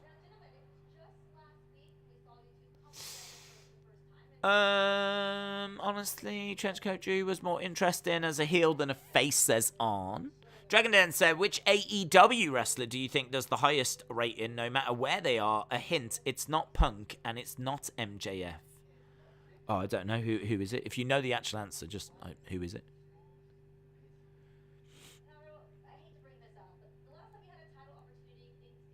Last time you had a title opportunity, things didn't go your way. Just showing Riddle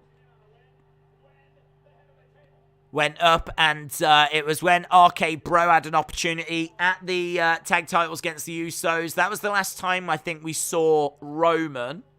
Roman appeared out of nowhere, grabbed a hold of the Usos, and then, of course, brutal beat down. And we've not seen Randy since. I don't think we've seen Roman since. Oh, he's such a big star, and even just seeing him now, you go, yeah, this is what SmackDown's missing this week.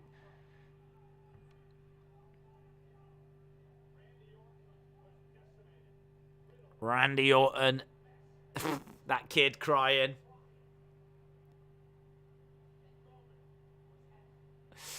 David, shout out to you, said, breaking boxing news, Kambosos is 0.36 overweight. He's got 2 hours to lose it. Oh my God. That better not get cancelled. I am so excited for that. 0.36 over. He can lose that. He's what, 2 hours? Is he over? Oh my God, I'm so excited for that fight. Please don't cancel it. Please don't cancel it. Ferocious Kambosos. So, I'm definitely keeping it. Thank you for that, David. Kambosos missed weights. Kambosos is scared. Kambosos didn't make weight. They're giving him 2 hours. Oh my God, oh my God, oh my God. Kambosos didn't make weight the first time. He needs to lose 140 grams, 2 hours. Kambosos should be able to make weight. He can always shave his head if he gets desperate. Might have to shave his head. Wonder if there is enough weight there.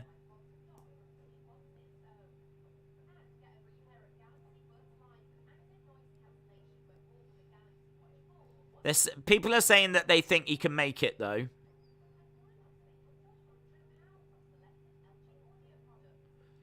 $135.36, and he's got 2 hours to lose 0.36 of a pound.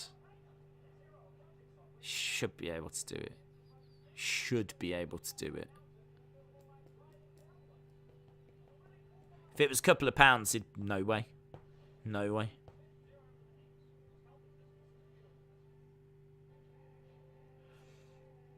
Apparently, he took off all of his clothes, which is standard, and weighed in 4 times and still was over.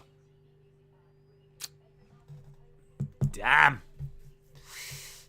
Sean Ross Sapp tweets. What's Sean Ross Sapp saying? Sean Ross Sapp. What you saying, mate? 2 minutes ago, I've spoken. Say CM Punk was backstage talking about his foot being hurt on Wednesday. I don't know if this is announcement or related to it, and I've not heard how much time he'd miss. If true, I hope he heals up soon. So Sean Ross Sapp is saying that his foot is injured.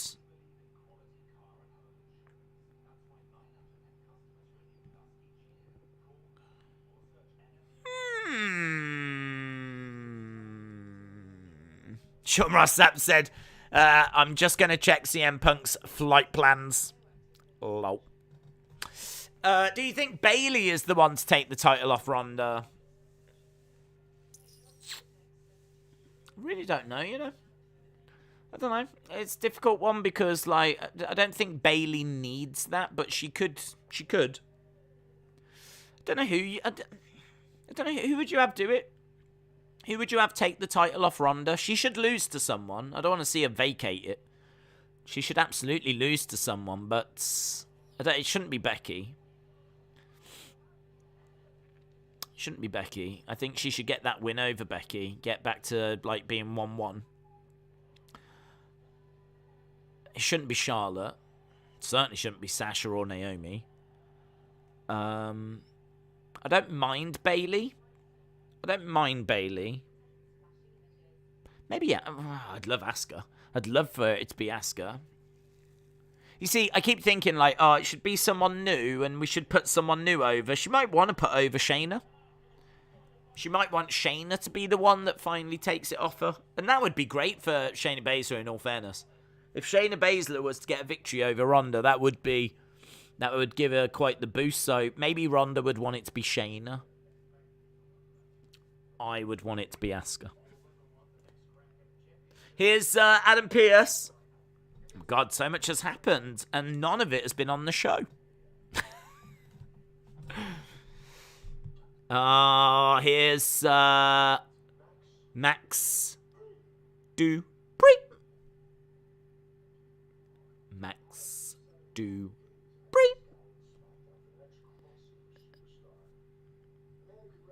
Max Dupree is here.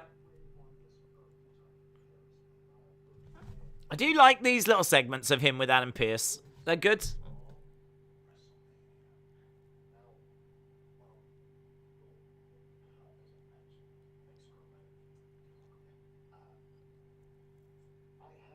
I have found my first client. He's found a diamond. Oh, hello. Yeah, who's this?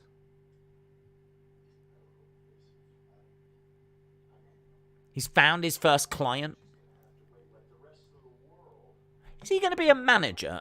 Is Max Dupree a manager, or is he a wrestler? Or maybe he's a wrestling manager? Maximum Male Models? Maybe it's me. Bree. Well. Trenton, shout out to you, buds. Appreciate the support, my friend. I hope you are well. Trenton said this might not be much, but I have COVID. Is it COVID? Thank you for being an amazing person. What you do for the awesome community. I enjoy watching the stream. That's very kind, dude. Really appreciate that. I'm sorry to hear that you've picked up COVID. It's doing the rounds again. To be, well, I don't even know if it stopped doing the rounds, but yeah. I mean, I caught it myself. Can't remember now. A month or so ago, was it? Maybe a little longer ago. Still relatively recently, so I have been through it. It's moody for a couple of days, but after that, I was thankfully all right. But yeah, a couple of days of being in bed and rubbish. So yeah, sorry to hear that, dude. But hopefully you're coming through it and you've gone through the worst of it. Max Dupree. So Trenton, Honestly, get better soon, dude, because Max Dupree might be on the phone. He's looking for male models. I hope that Max Dupree wrestles, but seems like a manager for now, says Blazed Radio. Honestly, I haven't got a problem with Max Dupree being a manager. Heather says, sorry I missed Wednesday. It's been a hell of a week. Heather, hello. Shout out to you. Hope you are well. I think WWE will do their own MJF storyline pipe bomb. Maybe bring back Sasha and Naomi and do a worked shoot. Make it in a storyline. Devi said, Abraham Lincoln Ball needs to walk in and receive a unified undisputed. Yes, we need Lincoln. Abraham Lincoln needs to get involved. I've been saying that for months. Awesome stream, back for the third one. Chet says, Chet's come back for more. Chet more. Shout out to you. Hugs channel name LD Cool. Hello. Hayden. Hello. Manager Dupree. He looks like Rico from Billy and Chuck Got Married. You've got to hope that Cambosis doesn't fall ill trying to cut the rest of that weight, or the Athletic Commission could stop him from cutting for his own safety. Yeah, I think 0.36 is doable within 2 hours. If it was like over half a pound, then I would be concerned. Under half a pound, I feel like 2 hours, you know, it's going to be hard. It's going to be really hard. But, God, I hope he does it, because we are doing that fight tomorrow, and I'm really, really looking forward to it. Genuinely. We did the Tank Davis fight last week, and I really enjoyed it. I've always enjoyed like doing boxing streams, but it's just that boxing streams, there's never loads of big boxing fights throughout the year. You get like the champions defending, but they're normally defending against nobodies, so it's normally just like really one-sided. What's happening right now is you're getting a lot of champions fighting each other. It really feels like boxing has sort of woken up. Boxing sort of realised, oh my god, UFC is killing us here. And, like, we need some big fights. And so, you know, you've got a lot of champions going up against each other. And this is to unify the lightweight division. And I don't think we've had a unified lightweight champion since the early 1990s. So, all the belts, man. I mean, it's a big, big deal. It's a massive fight. It's in a stadium. It's going to be 50,000 people are going to be there watching this fight in Australia live tomorrow night. It's massive. It's massive. And it's funny enough, we actually did Cambosis Jr.'s last fight on the channel. We did him against Teofimo Lopez. We did the watch along for that.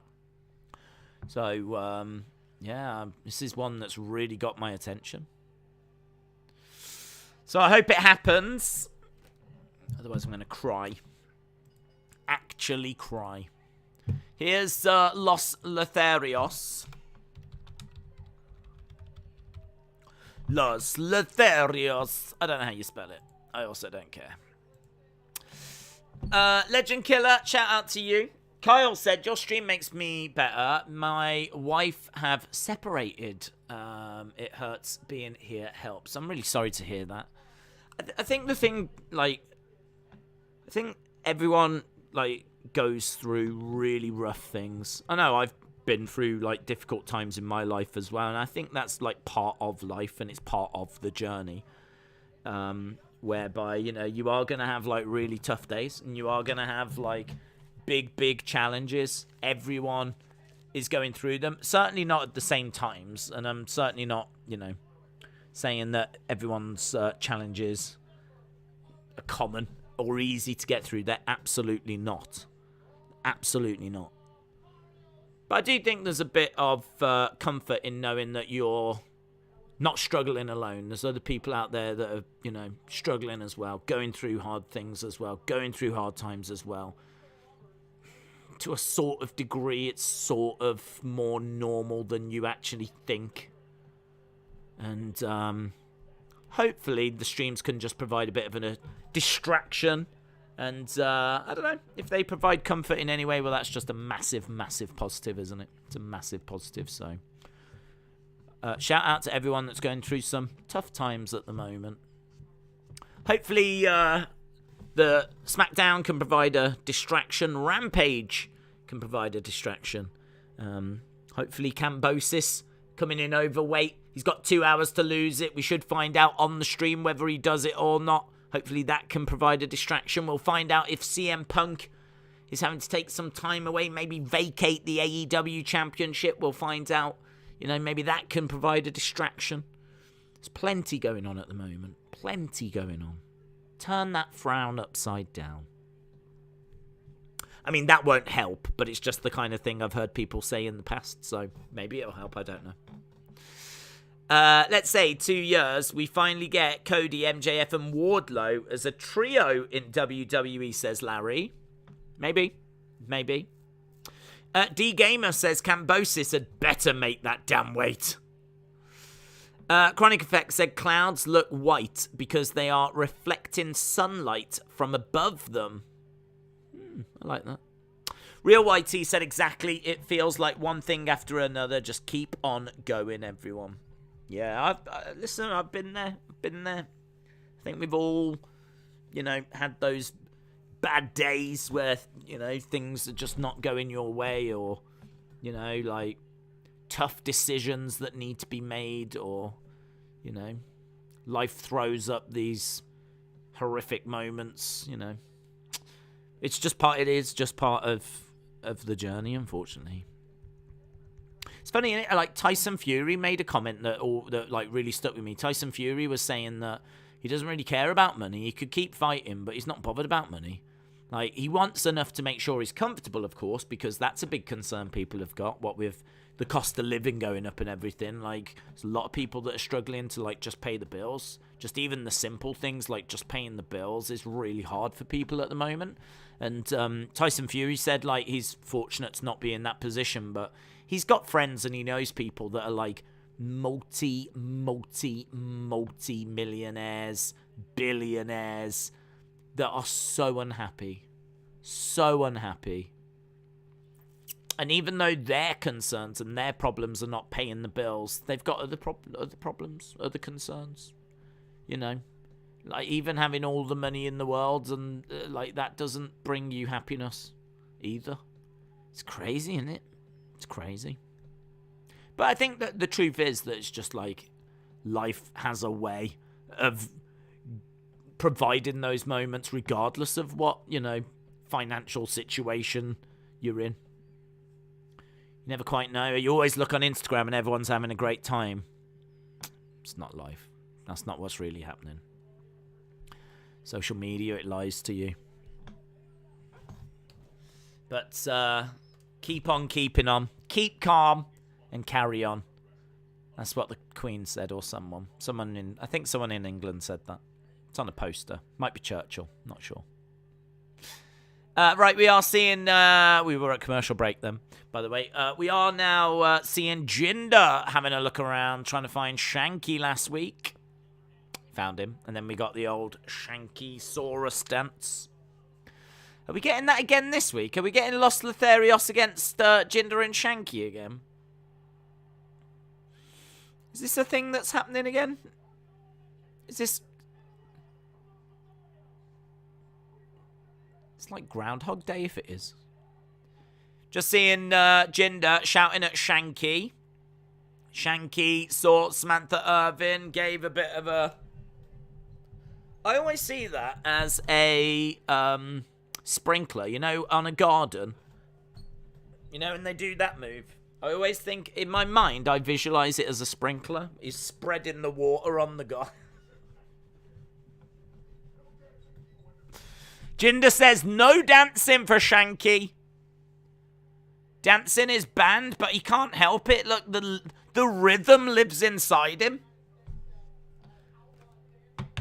Here he is, dancing behind Jinder. The sky-scraping Shanky is how he's been introduced.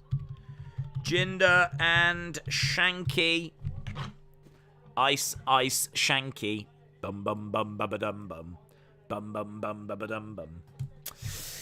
Vince is having trouble renewing Naomi's contract. That's why they walked out on Raw last month. It wasn't the championships. Mr. McMahon was trying to renew both Banks and Naomi's contracts. It's crazy to think that at one point Jinder was the WWE champion, says Rob. Huang, shout out to you. Hope you are well. Coach Co said the fastest recorded raindrop travelled at the speed of 18 miles an hour. I don't know how quick I would have said rain travelled. I think I would have said much quicker than 18 miles an hour. So that's interesting. I don't even know if this is a tag match, by the way. I think it might just be Humberto. Might just be Humberto against Jinder. Shanky on the outside. You know, guys, I'm telling you now, he is not going to be able to resist the urge to dance.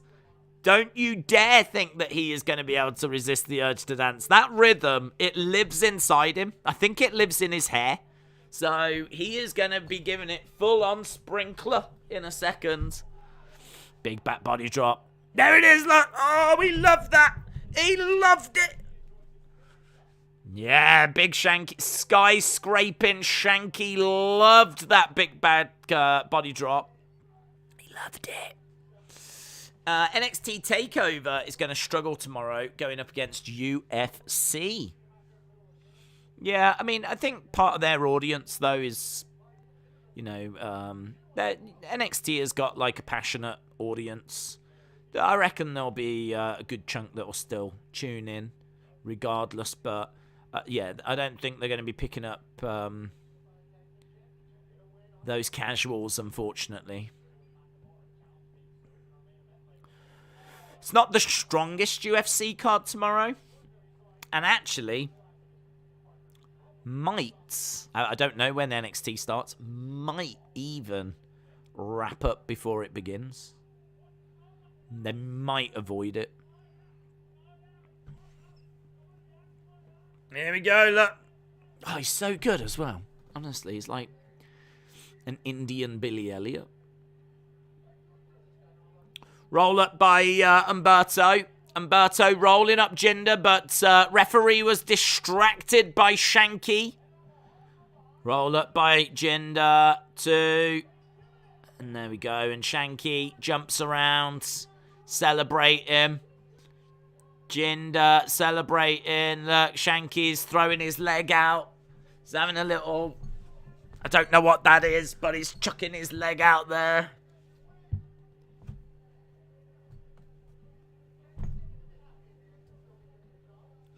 Have a dance with Samantha Irvin.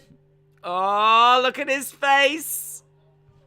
Yeah, there she is. There she is. Oh, loving this. Loving that move. He's like, here's my leg. Here's my leg.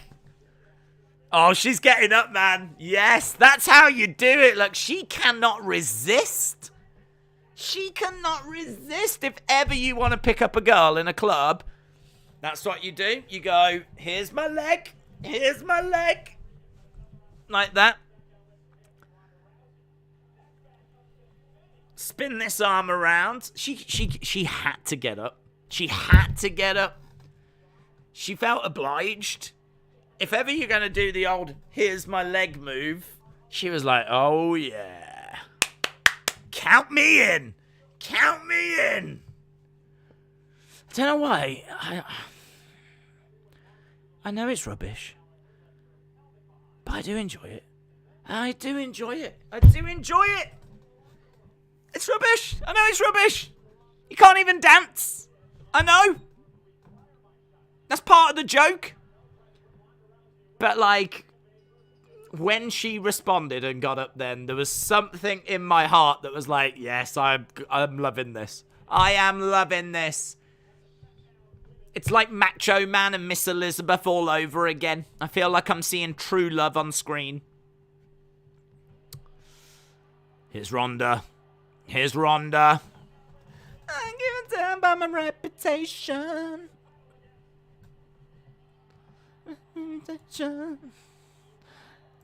It's not the rhythm of the night, it's the rhythm of Shanky. Smackdown is Shanky says, wrestle with Andy. I do love that here's my leg move, though. Big fan of that. Might use that myself when I go down the club. You know me, guys. I love clubbing. Always in that blooming club. Club. Right, 6-pack challenge. Here's Raquel Rodriguez. Why is the tag title match tonight? Because this show ain't got anything else going for it. That's why. If we didn't have it tonight, God, what would we do? We'd have to have Brawling Brutes and New Day Drew back out there again. Oh my God. Might have to get more Shanky. Here's Shotzi. I love seal clubbing. Does that count? Sure. Doesn't play very well in a club, but sure. Daniel said, did you see Will Ospreay said that he wants his opponent to be an AEW original? Darby Allin and Jungle Boy were the two really spoken about, but he could tear the house down in both. I didn't see him say that, but I would be down for seeing that. Will Ospreay against Darby Allin. Could be fun. Is that who I'd put him up against? Oh, what's this? Someone's locked. Aaliyah's locked in now.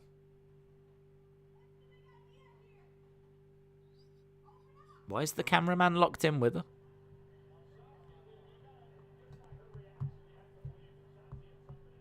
Shotzi has locked Aaliyah in the changing room. So what?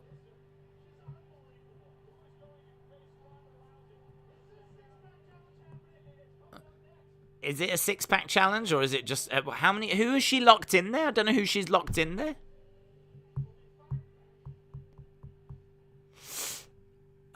Think Samantha. Might not read all of that. It's good to see other talent getting airtime and a cameraman. Here comes Lacey. Oh, what? Oh, yeah. Well, she has moved back to SmackDown, hasn't she? Good point. Aaliyah is a terrible actor. Listen, you should have seen her on Breaking Ground. Listen, she's better now than she was. I'm not saying she's good, but she's better than she was. I'll get a lot of hate for this, but I hate the Queen and the royal family. They are money-grabbing beeps as your tax and stuff goes to them, and I think the money we pay goes to them for nothing. Agree? No. Because I think the royal family generate more money than what they actually get given. So if you think of the amount of money that comes in from tourism, and, you know, they symbolize this country as well. Like, I think that I don't know the numbers. I'd be interested to know the numbers, but I would say that they repay a good percentage of that through the tourism that they bring in. So, I think to think that they just take money and get to live this privileged life, plus also, think of the amount of work that they have to do.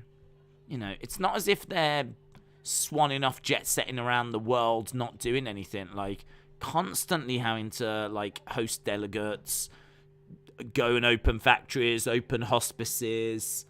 Do you know what I mean? Like, the Queen has just given a whole life of service. Has to, like, host garden parties and just do so much and go to, like, different events. Just a lot of stuff that they have to do. And honestly, if the reward is that you have some nice meals, you get to live in a castle or whatever, I ain't bothered. It's not I don't know, it's not a life that I would want personally. I don't look at the Queen and envy her. I don't look at the royal family and think, oh, I wish that was me. Because you just like your whole life's under a microscope. You can't go out. Do you know what I mean? You can't go clubbing, can you? I mean, even go into, like, you can't go to the cinema. I mean, you just can't. What can you do? I mean, what does the Queen do? Like, she just has to stay in her castle and watch TV. So, no, I think the money that they get comes back in tourism.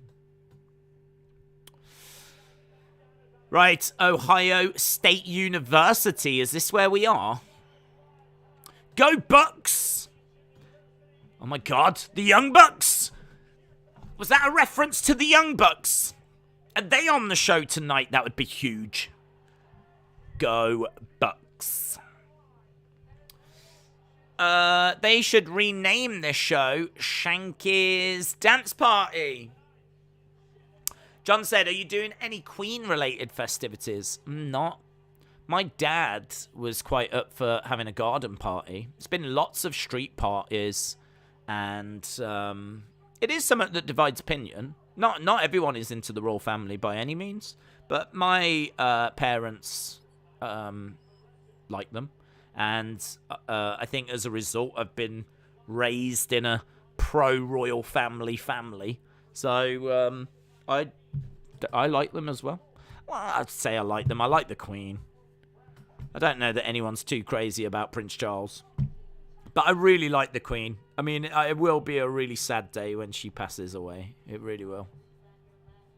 I'm not even joking. It will be, like, really sad.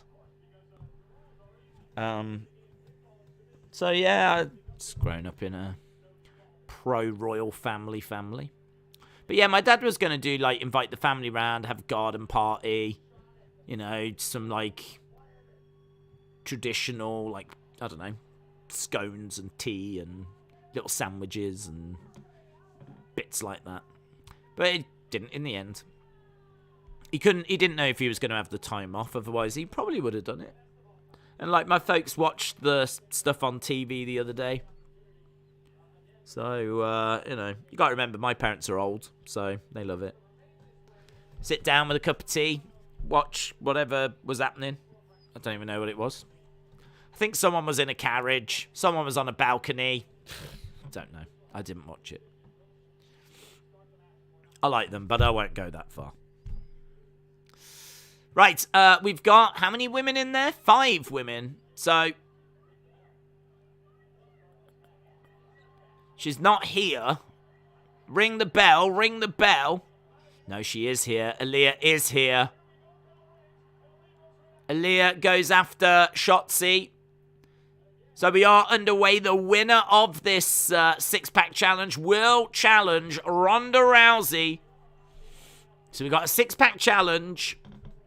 Where are we? We are halfway through. As soon as we get to the next commercial break, we'll do the halftime scores. Aaliyah gets thrown into the timekeeper's area. We've got Xia Li in the ring with Raquel Rodriguez. We've got Natalya and we've got Shayna. Is Xia Li a heel? Like, what's going on? Feels like 3 against 1 here, so. Raquel Rodriguez charging over. Down goes Xia Li. Down goes Natalya. Shotzi is up top with the crossbody. Oh, tries to crossbody Raquel. She ends up going down. Raquel picks up Shotzi. Shotzi's being used as a battering ram. She gets thrown on top of Xia Li.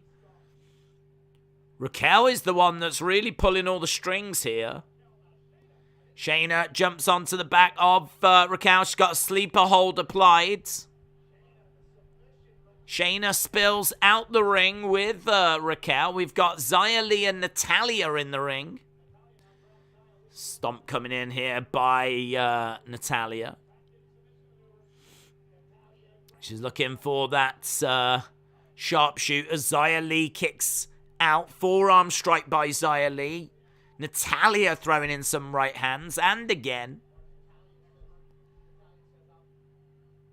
Goes back into the corner. Big strike coming in by Xia Li. Nice suplex. Against the ropes goes Xia Li. She comes crashing down onto Natalya.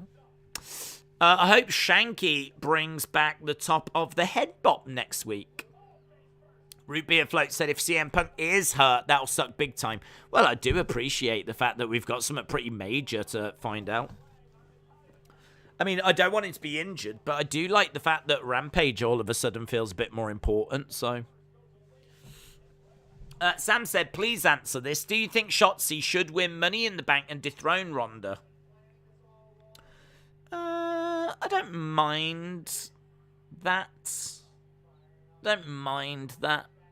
I don't know if she feels quite ready for that. Does she feel ready to be the SmackDown Women's Champion? Don't know. I feel like we haven't really seen much of her. So to just make her champion seems like we're going from 0 to 100 miles an hour quite quickly.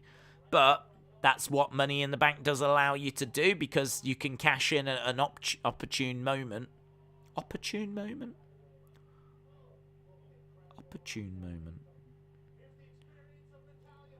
Maybe that's right. Opportune.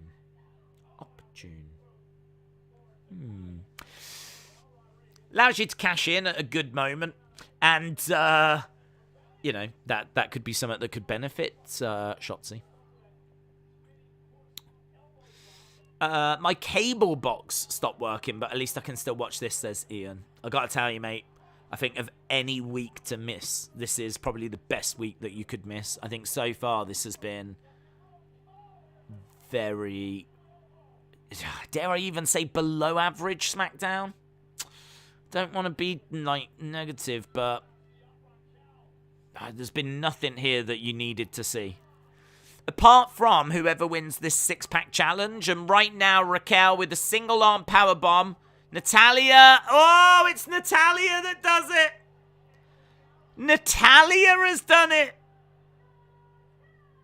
So they're going with the experience of Natalya. I fancied Shotzi. I thought Shotzi was going to be the one, but they've gone with the experience of Natalya. So it's Natalya versus Ronda. We've seen these matches before. I don't begrudge Natalya, though. I mean, she's so underrated. She's like one of the greatest in-ring female competitors WWE has ever had. You can hold Natalya up against pretty much anyone. In fact, yeah. You can put Natalya up against Trish. Easy. Chyna would be interesting. Chyna versus Natalya would have been amazing. Natalya against Aska. Yeah, honestly, she's right up there. She's in the conversation. Best female in-ring workers in WWE history. I am chiseling Natalya's face on that Mount Rushmore. Doing it. So, I don't mind it. I don't mind it. I wanted Shayna, says Larry. Teacher versus student, says James. Very good. Javi said, that was unexpected. I like it. It's good. Yeah, good.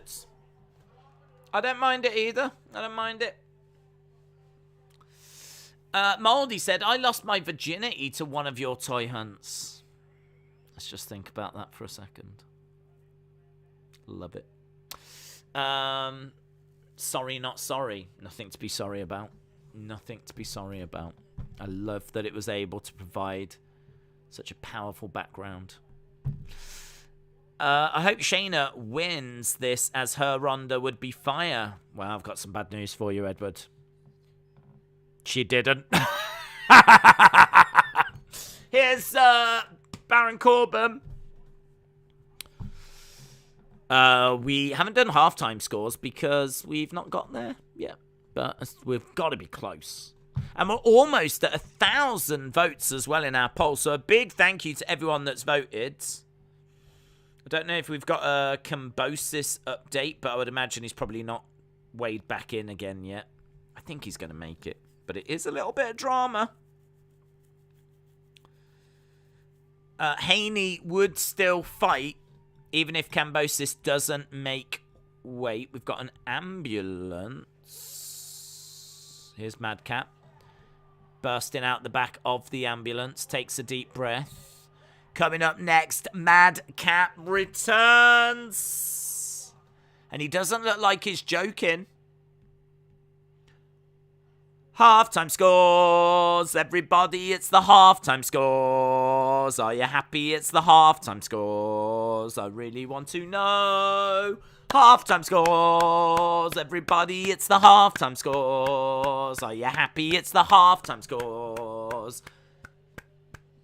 I can't remember the song.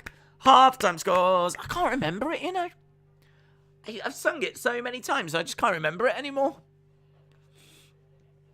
I'm going to have to go back and just rewatch an old halftime scores song just so I can get the tune back in my head, because unfortunately we've done a couple of streams where I didn't get a chance to sing it and now it's gone.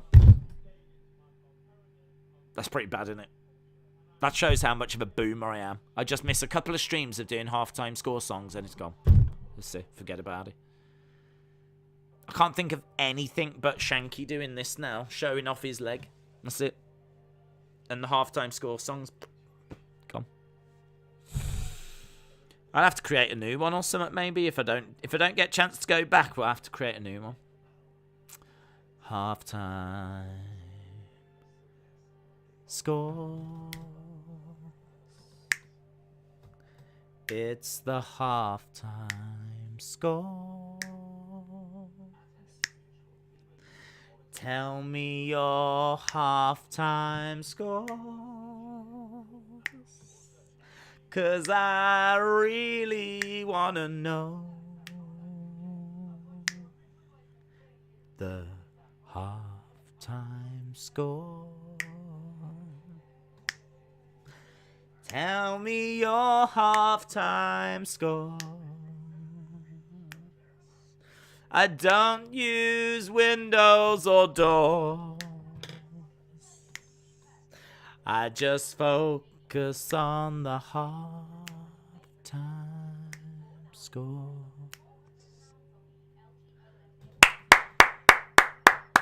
I'm crying. I am actually crying at that.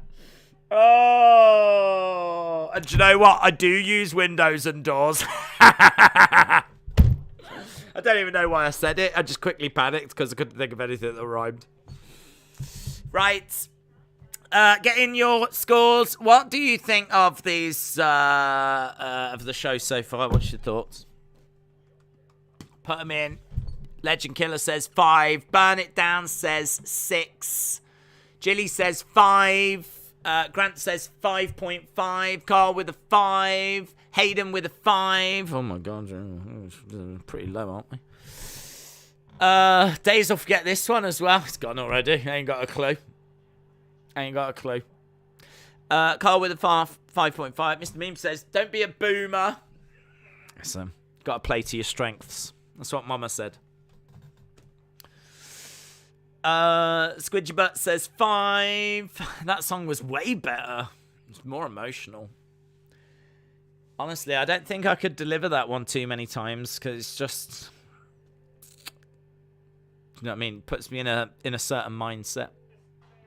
It's very much like how Lacey Evans reveals a lot about her past. I feel like that song really digs into my past as well.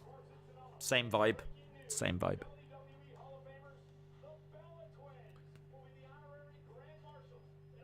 What's this?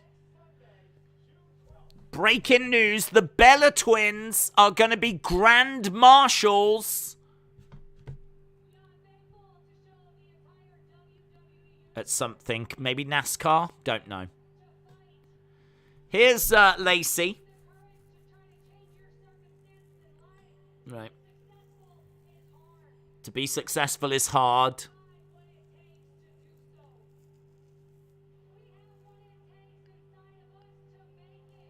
We've got what it takes inside of us to make it, guys. Wake up to work and to win. Wake up, work, win. Dub, dub, dub. Dub, dub, dub. Dub, dub, dub. Dub, dub, dub. Wake up, work, win. That's I live by that mantra. Yes. Oh, that's what I want on a shirt. Wake up, work, win. It's all right, actually. I don't mind that. Wake up. It's good. Good start. Work. Win. Yes. I can get behind that. Dub, dub, dub. Right. Madcap Moss returns. Here he is. His old Madcap. My dad went on holiday and left me behind. Can you be my dad now? I'm sorry, have you watched this stream and thought to yourself, yes, now that is a father figure? Is that what you've thought? Because if so, I think your judgment's awful. Here's Madcap. Let's see what he's got to say, shall we? What's he got to say? What are you saying? What are you saying, Madcap? Hey? He ain't got the old suspenders. Let's see. Welcome back. Welcome back. 3 weeks ago.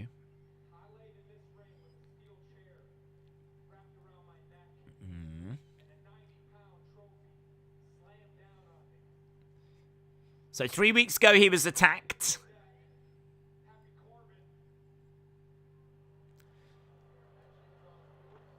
Didn't you have the same shirt on for Raw and AEW? What? This shirt? No.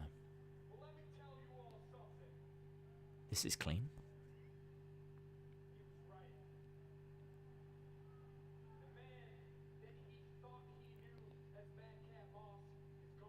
The man he thought he knew for Madcap Moss has gone. Good.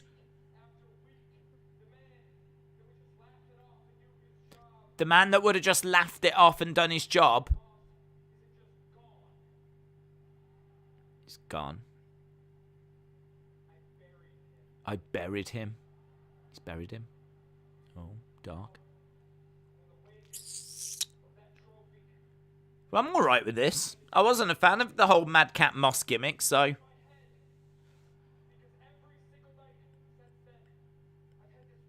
get a bit of Dolph Ziggler vibe from him, and I don't know why.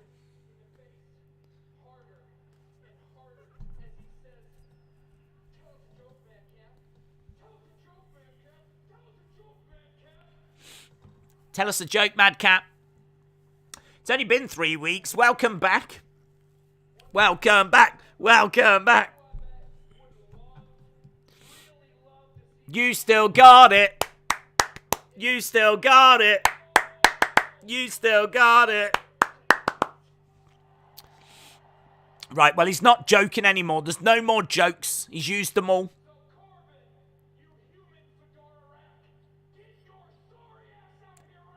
Corbin, you human fedora rack. What kind of an insult is that? You human fedora rack. What the hell is that? Well, a fedora rack. A fedora is a hat. So if you're a human fedora rack, you're basically a human that wears a hat. Jesus.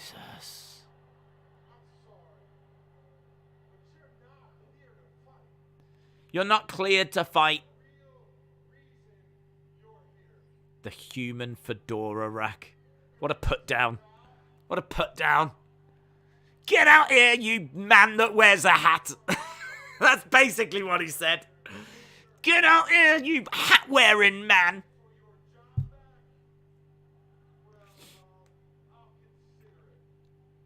Corbin said he'll consider giving Madcap his job back. That's nice.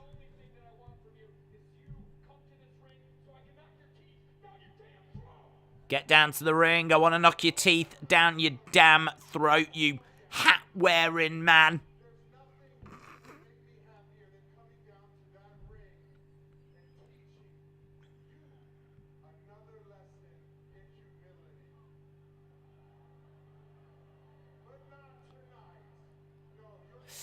That's a Vince line, says James. Human hat rack seems funny to me, says Heather. Is he meant to be funny, though? Get out here! You know what it's like when you hate someone, you really hate someone. Maybe you're in a pub, and you're like, get him out here now, get him out here. You human hat rack. Gonna knock your block off. You hat-wearing human. Adam Pearce has made the match, guys. Made the match. It's happening. Corbin against Madcap. Wow. Wow. That's a thing. So, the match has been made. Corbin's like, oh, I don't want to face you. Adam Pearce came out and went, oh, guess what? You're going to face him. I was shocked. Has Madcap got a bulge? Just wondering. I honestly cannot say I've noticed. We need the Hing General to come out and waste them both. Yes. Yes. Hung, shout out to you. Baron Corbin is like Cesaro. He is wasted. Commercial break. We are at commercial break. We've had over 1,000 votes, though. Over 1,000 votes. Let's see what you lot are thinking, how you lot are feeling. We have got the Usos on 71%. We do have a big main event coming up. So Usos 71%, Riddle and Nakamura 29%. Usos 71, Riddle and Nakamura 29. So seems like the majority of people are thinking that the Usos are going to retain. Gotta tell you though, this show really does feel like it is missing star power tonight. Really, really does. It just, with no Roman has absolutely carried this show. Doesn't even feel like they're making much of an effort tonight. Is there like some big sports thing on that they think they're just going to get caned by? Is it like the NBA finals? Have they started? Or something? Is something happening? Anything in America? Because it just feels like they've gone, we ain't going to win. We ain't going to win tonight, so, God, let's just phone this one in. Next week on Raw, Cody, Seth, get out of here, you colourful soup merchant.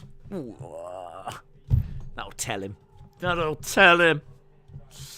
What happened to Carmella? Did she get injured? Feel like we saw her the other week in a backstage segment, so I don't think she's injured.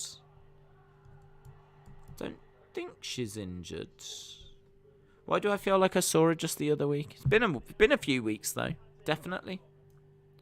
Perhaps they just don't have anything for her at the moment. Phillies are finally winning. Yes, NBA finals have started, but the game isn't tonight. NBA Game 1 was yesterday. There's nothing tonight. What's going on then? Surely could have done better than this. Surely. Although saying that, they have lost some talent, haven't they, if you think about it? I mean, wasn't Sasha and Naomi on this? And Roman and Jeff Hardy? Like, all of those have gone.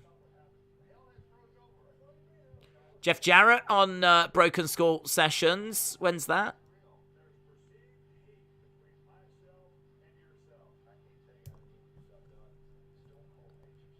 I'd like to watch this. This would be really interesting. And he's got a really important position now. Jeff Jarrett is in, it's like the executive of live events. So he's got quite a nice position, Jeff Jarrett. So be really interesting to see what he's saying. Right, Madcap against Corbin. That is coming up next. Like now. Oh, he's took the hat off. He's took the hat off. Madcap Corbin. Obviously, it's going to be really interesting to see what CM Punk has got to say in about 38 minutes' time. Has Meltzer tweeted anything out about that at all? Be interesting to know what Dave Meltzer's saying. Again, not a sentence I say often. Nothing is the answer. Sean Rossap. Sean Rossap is saying... Had night off, but joined start post-show. Nothing. The latest, the only thing that Sean Rossap has said is about CM Punk was backstage talking about his foot being hurt on Wednesday. So that's still the latest that we've got.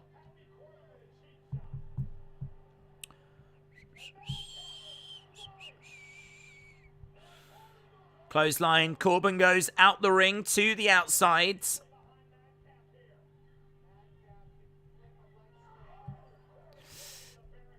Imagine where WWE would be if they hadn't signed Cody. I'm going to keep watching WWE Raw and Smackdown.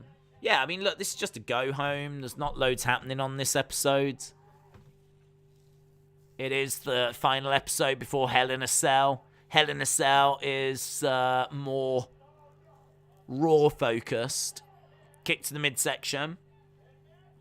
Madcap's got a chair. Straight to the midsection. DQ. Corbin's won by DQ. Madcap getting into the ring. He's got that chair. Drives it into the midsection of Corbin. Wallops him over the back with that chair as well. And again. He's jacked though, isn't he, Madcap? In all fairness to him, he is jacked. Madcap jumps out the ring. Grabs the ring steps. He's going to look to slide him in the ring, and he does. Corbin is down. Does SmackDown not feel like a chore to sit through? Not usually. Madcap driving that chair into the throat of Corbin. Now he's put that chair over the neck of Corbin, and he's standing on that chair.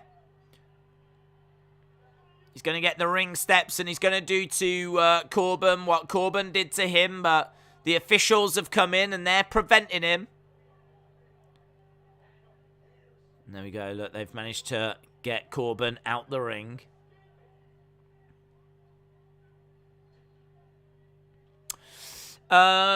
We never see your hair. I think you're bald, and your head gets cold, and that's why you wear beanies, says Squidgy Butt.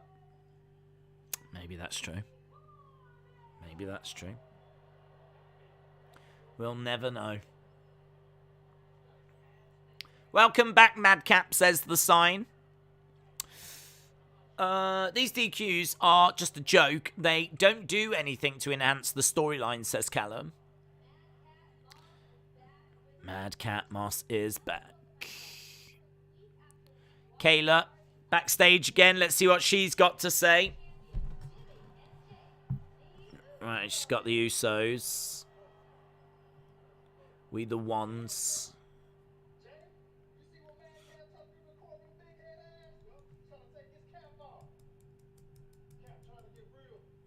Okay. They look great with both them belts, though. They'll look great as figures. You know, if Mattel make them as figures and they've got both the belts. Like, those figures will look... Imagine that. That'd be great. I hope Mattel do that. Right. It is nice to at least get the Usos. Feel a bit of star power. It's nice to see... They feel really important. They've got, like, 4 belts. Someone's got, like, a foghorn, which keeps interrupting as well.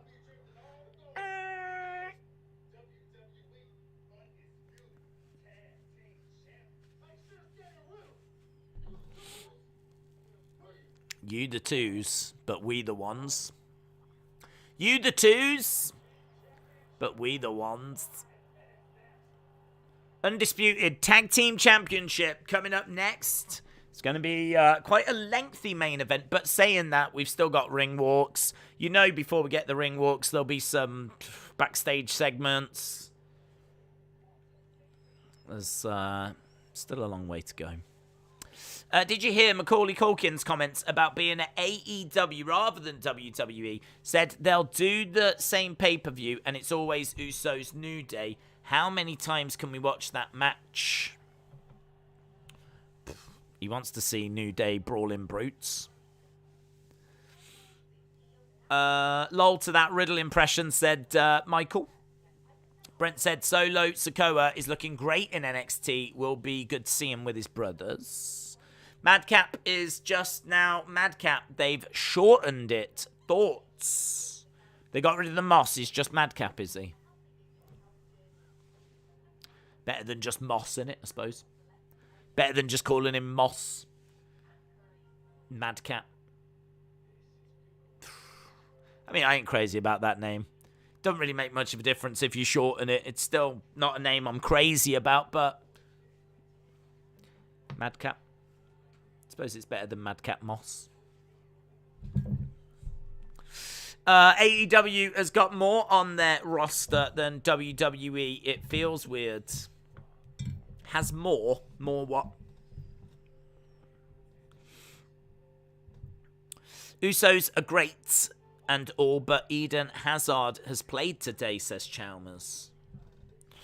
Are you going to Hell in a Cell? I'm not, but we are streaming it on Sunday. So we will be doing the watch-along for it.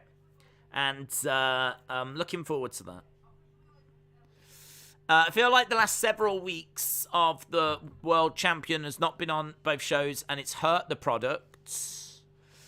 Is Jurassic Express still AEW Tag Champs? Yes, they are. Chalmers, hello, hello, hello. We are at commercial break at the moment. We are half an hour away from the end of SmackDown. We will then be going over to AEW, and there is an interesting potential announcement coming from CM Punk. Don't know what that's going to mean. He was talking after...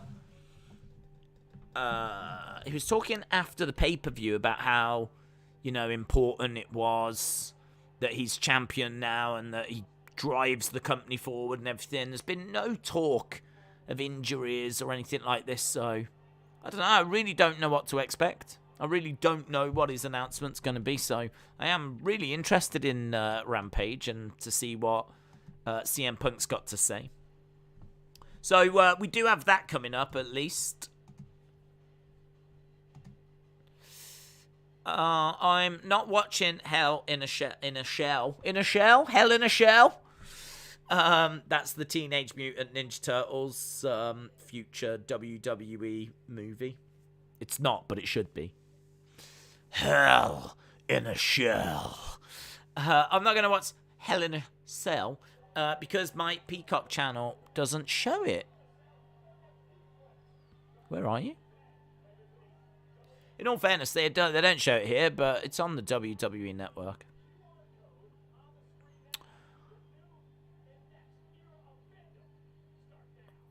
What is this? Is this NFTs or something? Michael Cole said, scan the QR code that's on screen now. The next level of fandom is here or something. And there was no QR code on screen. There was nothing on screen then. Scan the QR code on screen right now that's not there. How am I supposed to go to the next level of fandom if they're not going to give me the QR code that they advertise? No holds barred match between Madcap and Happy Corbin. That's just been added to Sunday, so we do get a SmackDown match added. Intercontinental Champion Ricochet. Gunther. When's that? Next week. Oh my god. Oh my god. Ricochet versus Gunther. The King General.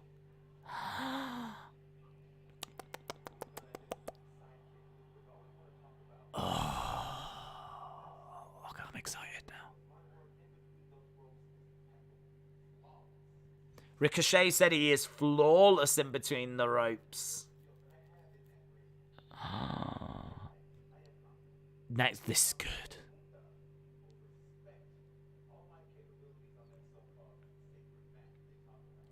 The so-called sacred mat. How dare you? The mat is sacred. You smiley hat-wearing brack. Here's the Hing Henera!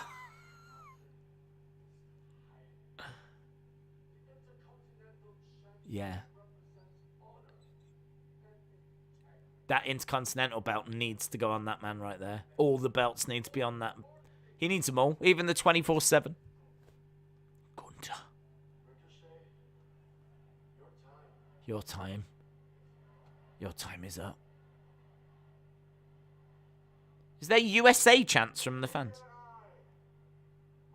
The Hing Henera!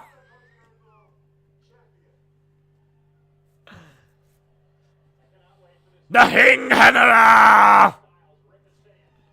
That's all I need. I don't need anything else. I just need him to say, the Hing Henera! Thank you.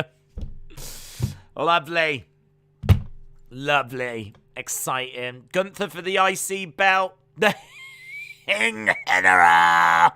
He's going to take it all. Oh my God, what's going on? Why have I got a sofa? Oh, there. The sofa dropped down. That's what happened. I would rather Mad Captain Corbin face in hell in a cell. But no holds barred, man. It is weird, isn't it? We've got Hell in a Cell this weekend. And we got these two people that hate each other, want to rip each other apart. Let's do no holds barred. Should we do Hell in a Cell? No. Let's do no holds barred. Let's do Last Man Standing at the Hell in a Cell pay-per-view. Lol. Right. Riddle and Nakamura versus Usos.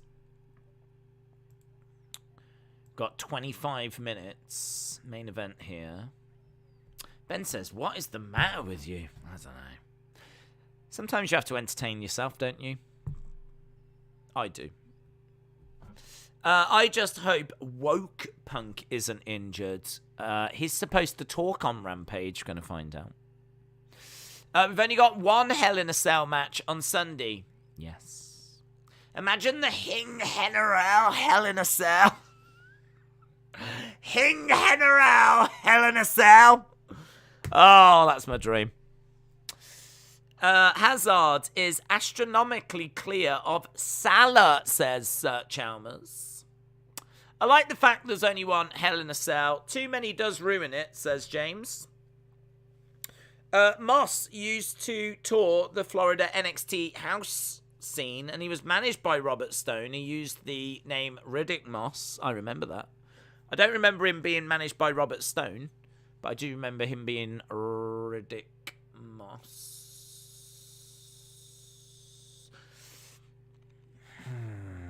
Was he on the main roster? And then got took back down? Do you remember Cal Bloom was on the roster, who is now... What's his name? I can't remember his name. He is the big dude. What's his name? Von Wagner. He's Von Wagner now. But he was Cal Bloom before. And he was in a tag team with someone. I can't remember who he was in a tag team with. And I don't want to Google it. Was it Riddick Moss? We're talking early 2020. We're talking around the start of the pandemic. Cal Bloom was in a tag team with someone. Who? Who was that person? Who was he in a tag team with? On the main roster. Was it Riddick Moss? Was it? Maybe. Might not have been. We'll never find out. Von Wagner. Von Wagner. I swear but he wasn't Von Wagner then. He was Cal Bloom. And I can't remember who he was in a tag team with. But it was someone. It was someone. I can tell you that much. Kyle O'Reilly? No, that doesn't feel right. Was it? Did Kyle O'Reilly go to the main roster? That doesn't feel... I would say no to that. If someone said, was it Kyle O'Reilly, I'd be like, no. I remember Riddick Moss on the main roster for his Kobe yellow and purple gear and chasing the 24/7. Was it might be Tino Sabatelli. That, you might be right with that. It might be Tino Sabatelli. That's interesting if it is. That's interesting. In my head, it could be Riddick Moss. But equally, I'm quite happy to say, yes, it could also be Tino Sabatelli. But I feel like we've seen Riddick Moss around before. Elias needs to show up and rip the door off the cage during the Ezekiel match, says Ron. It's not a Hell in a Cell match. Santina Marella is now all elite. Riddick Moss was on Raw Underground. Maybe that's where I'm thinking of him then. I think Brent could be right. Tino Sabatelli, I can definitely agree to that. It's not ringing a bell. I'm not going, oh yeah. But I can totally accept that could be true. But if I'm also being told that Riddick Moss was on Raw Underground, then that's maybe where I've seen him. I mean, I remember him from NXT, but he was definitely doing stuff on the main roster before he got with Corbin, Happy Corbin. So maybe that was Raw Underground. Huh. Do you remember them days? The old Raw Underground days. Oh, what was it like? Dancing girls on a stage. It was all a bit seedy, wasn't it? Shane McMahon. Apparently, there was, during Raw Underground, you might remember one week, Shane was, talking, and he spoke to a girl, and she was, really good, talking-wise, and he said to her, you might as well introduce this next segment. And so he gave her the microphone, and she was like, okay. And she was, not someone that was fighting. She was one of the people around the edge of the ring. And she, introduced the next part of Raw Underground. That turned out to be B-Fab, who went on to go into Hit Row. Because obviously all of them were just, Performance Center people at the time. But good chunk of them did go on to, do some stuff. And, it turned out that one ended up being B-Fab, who went into Hit Row. So, yeah, I totally understand Riddick Moss being in there. We know that Commander Aziz was in there as well as Babatunde. So he was in there. There was quite a few. I remember when we were in the Performance Center doing Raws and Smackdowns, used to see Shotzi in the crowd of those. I mean, she's obviously very striking with her green hair. So I remember seeing her. But the one that really stood out to me, and I remember thinking, I'm looking forward to seeing her, because this girl stood out because she had some good muscle definition. She looked like she wasn't the tallest, but she had a nice, she had an interesting look. And I was looking forward to seeing her. And that was Ivy Nile. Distinctly remember seeing Ivy Nile in the crowd for those Performance Center Raw and SmackDown shows. But I tell you, it'd be really interesting to go back and have a look now. Because if you went back to those shows and had a look at who was in the crowd, I bet you'd be like, oh my God, look at that. That's Joe Gacy. That's Bron Breakker. That's Carmelo Hayes. I bet you'd be able to spot so many now. I've never done that. I've never actually gone back to those shows and done that. But it would be an interesting thing to do.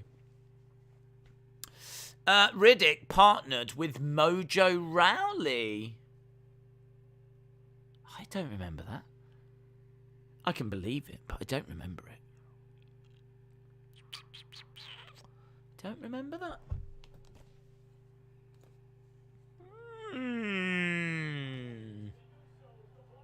Right, here we go. I'm loving this. Aziz, B-Fab, Moss, Riddick, Moss, says Chalmers on Raw Underground.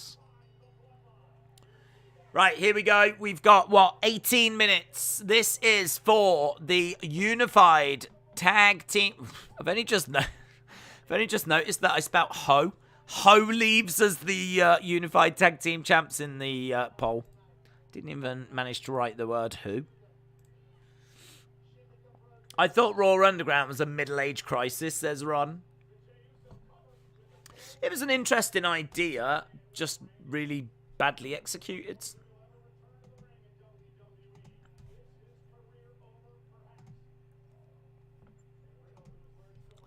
I don't think Vince understood it. I don't think Vince got it, and I don't think that... I don't think Vince understood it, and I don't think that Shane could really explain what he wanted to do. He wanted to like do a worked Fight Club, didn't he? Type thing. He wanted something a bit edgy, something a bit different, but just couldn't find a way of getting that across. Gaming in real time, shout out to you, said, I just saw that there is WWE Live in New Zealand. Is that what? That's what NZ says to me. In August. I have not heard about that, but that's fun, if true. New Zealand? I'm guessing that that's New Zealand. Gaming in real time, shout out to you, bud. Cambosis has made weight. Yeah. Whew. Thank you. Cambosis. Ferocious Cambosis. Not the best preparation for a big match, is it? In all fairness. But he's done it.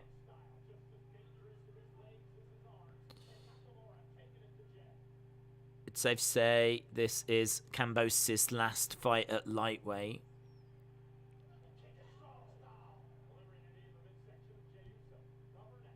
Had to show weight coming in. He's getting on my nerves. Hope Haney wins.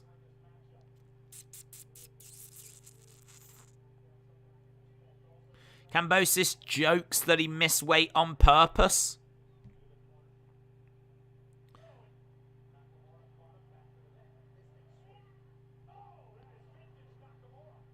Made weight. Coming in at 134.49. Riddle went for the cover, but it's... I mean, like, that's the only thing. You know that it's... You know that match ain't ending yet. Okay, but that's good. Cambosis has made weight. That's good. Right, we've got Riddle in the ring.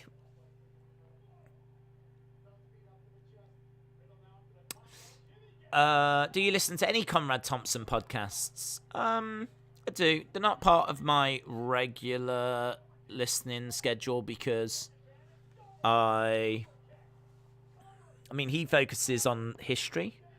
So his shows are all about the past, which, you know, I love learning about. But for what we're doing, it's, you know, more important that I'm focused on what's happening now.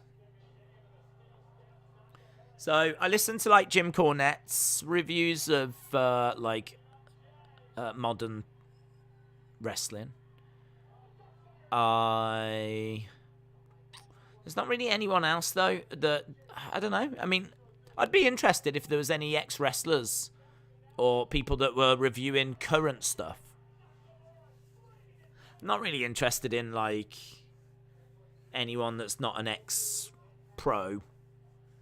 I'm more interested in like listening to what the actual wrestlers that have been a part of it think.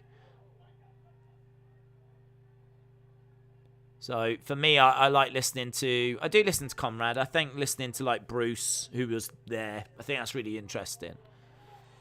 I might listen to Meltzer. The only problem is the Meltzer stuff all tends to be behind a paywall. So you only get clips on YouTube. If that was just on Spotify or whatever, wherever you get your podcasts, then I would listen to that. I'd listen to Meltzer. I think they're doing that. I think that they should do that, actually. Meltzer should do like a weekly podcast. Just once a week. Get it out. You know, do it on like, say, a Tuesday. That way he can review SmackDown and Raw. And Rampage. It's just a little bit off in it, I suppose, from Dynamite, but... Nakamura is being carried away here. What does this mean? So Nakamura is being carried away. It means that it's going to be Riddle against the Usos 2-on-1.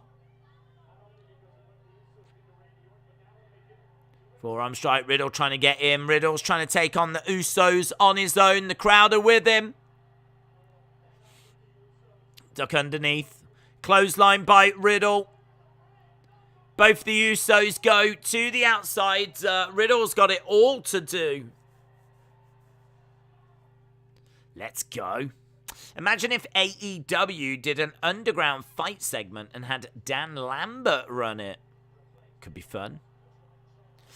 Do you remember any crazy things that happened in the Thunderdome screams? I remember there was crazy stuff. Yeah. I mean, there was loads of stuff. I mean, there was people with puppets. There was people holding up signs. There was one person who was wearing like a Ku Klux Klan stuff, which was appalling. And I remember doing a video on that.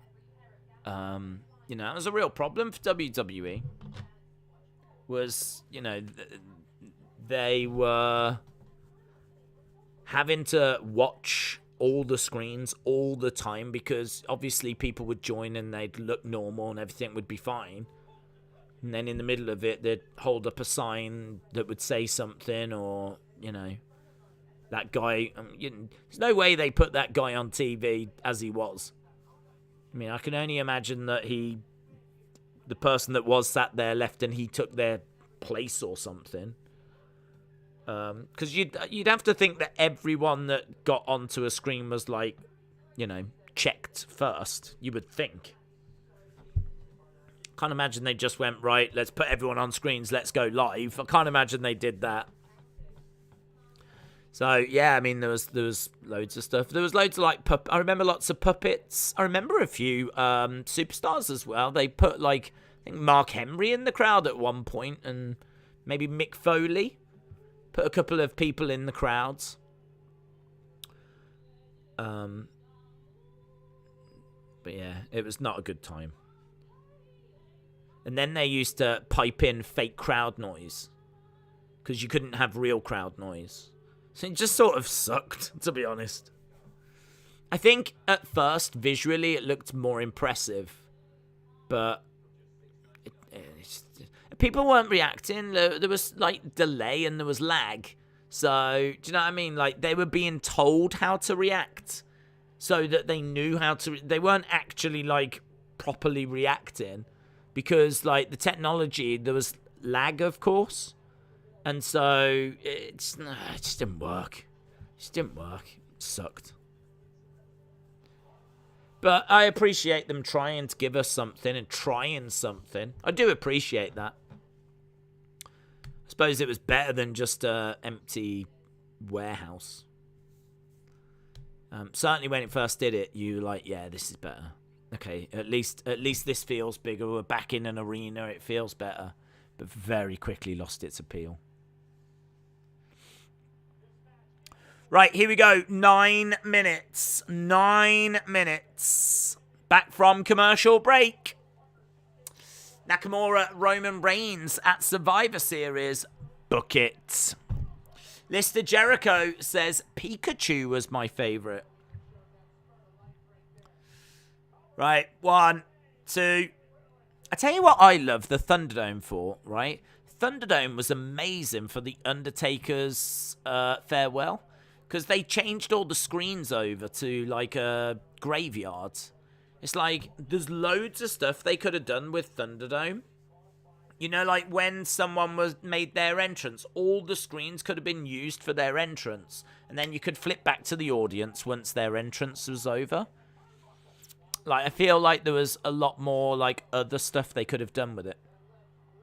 Who took over all the screens? Was it Alexa? That was a good use of it.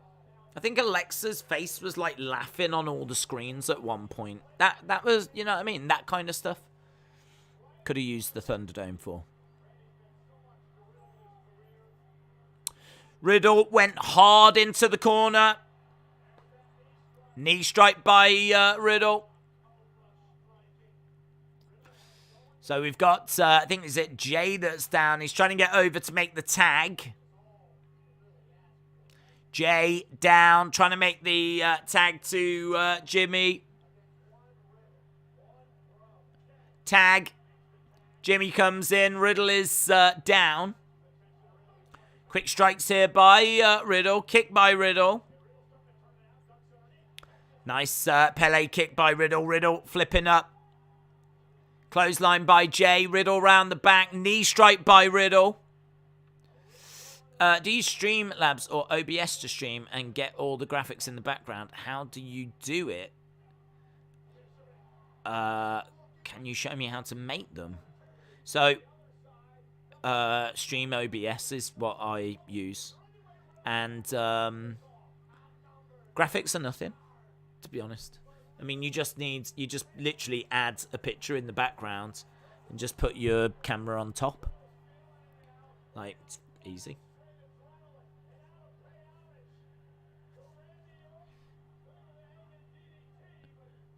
Here's Riddle. Kick.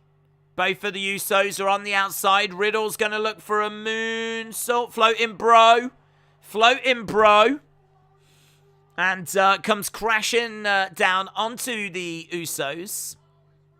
Harley said, this definitely tells us that it's going to be Riddle against Roman at Money in the Bank.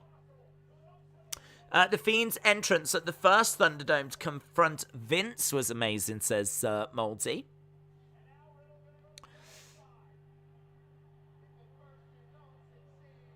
Here we go. We've got a draping DDT by Riddle. Boom. How long have we got? 6 minutes.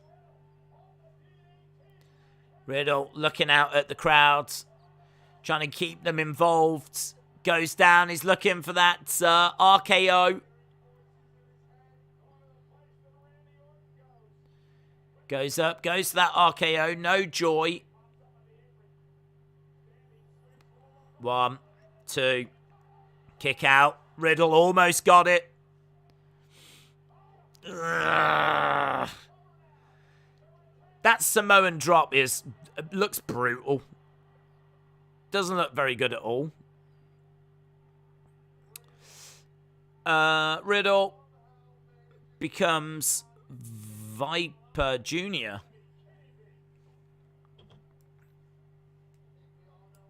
Here we go. We've got Jimmy going up top. Riddle popping up.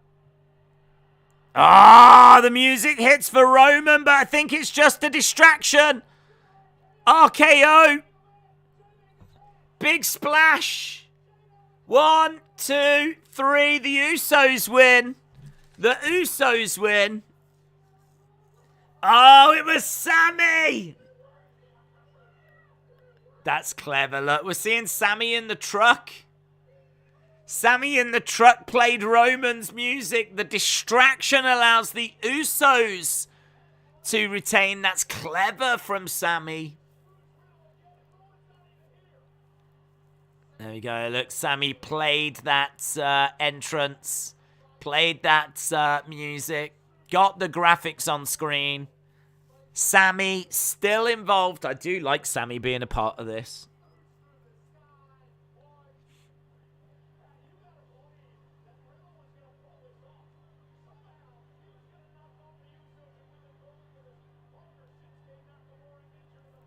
Boom. Look at all those buttons. Usos retain. They do, and Sammy comes out.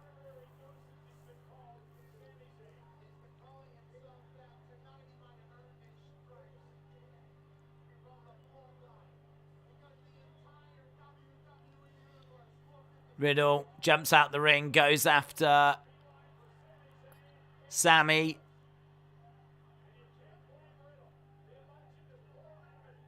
So, big brawl.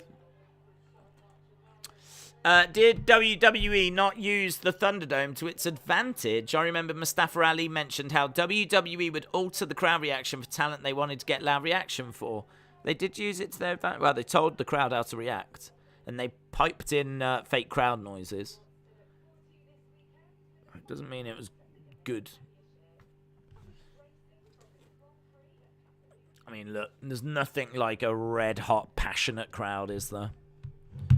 And load of TV screens with a load of people that didn't look that interested. You know, I think if you're going to go into the Thunderdome, I think you've got a bit of... Maybe this is unfair, but I think you've got a bit of a responsibility to add to the show. Like, there's only so many screens, and some of them screens were doubled up as well. So, like, whoever was in the front might also be used at the back. I remember seeing, like, some doubling up. So I think, like, there's only X amount of screens. And I kind of think, like, what you need quite expressive, quite passionate, quite... Do you know what I mean? You need big personalities, big people that are really going to get into the show and really going to get their feelings across. Instead, you just had a load of people like...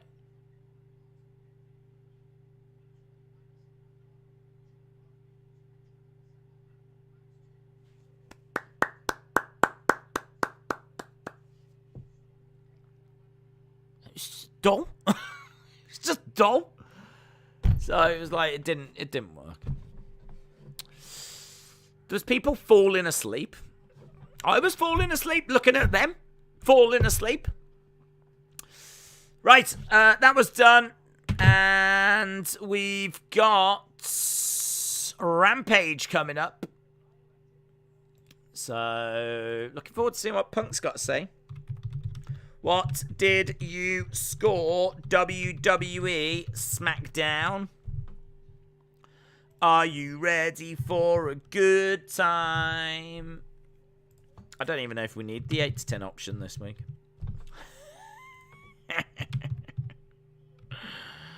Not a classic episode, I don't think. Maybe I'm wrong. Maybe everyone was crazy for it. Absolutely loved it. Couldn't get enough. Wish it would never end. Right. Let's see what CM Punk's got to say, shall we? I don't know if we're starting with CM Punk. Shirley said I was literally falling asleep. Bye, everyone. Riddle should have won, said Murphy. Larry gives it a 7. Rob with a 3. Zachary with a 4. Awesome with a 5.5. James said, Eddie Kingston very nearly did a Titus World Slide. He did. He went like proper one of them as well, wasn't it? Whoa! Right, here we go. Rampage. A message to you, Rampage. I haven't actually got all the stuff set up. I'm not. It's been a while since we've had it after the show, innit?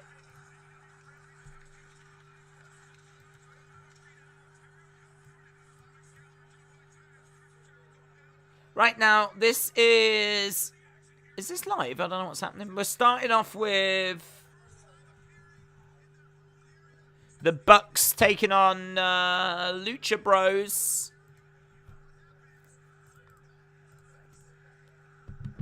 Passionate crowds. Loud crowds. AEW. AEW. AEW.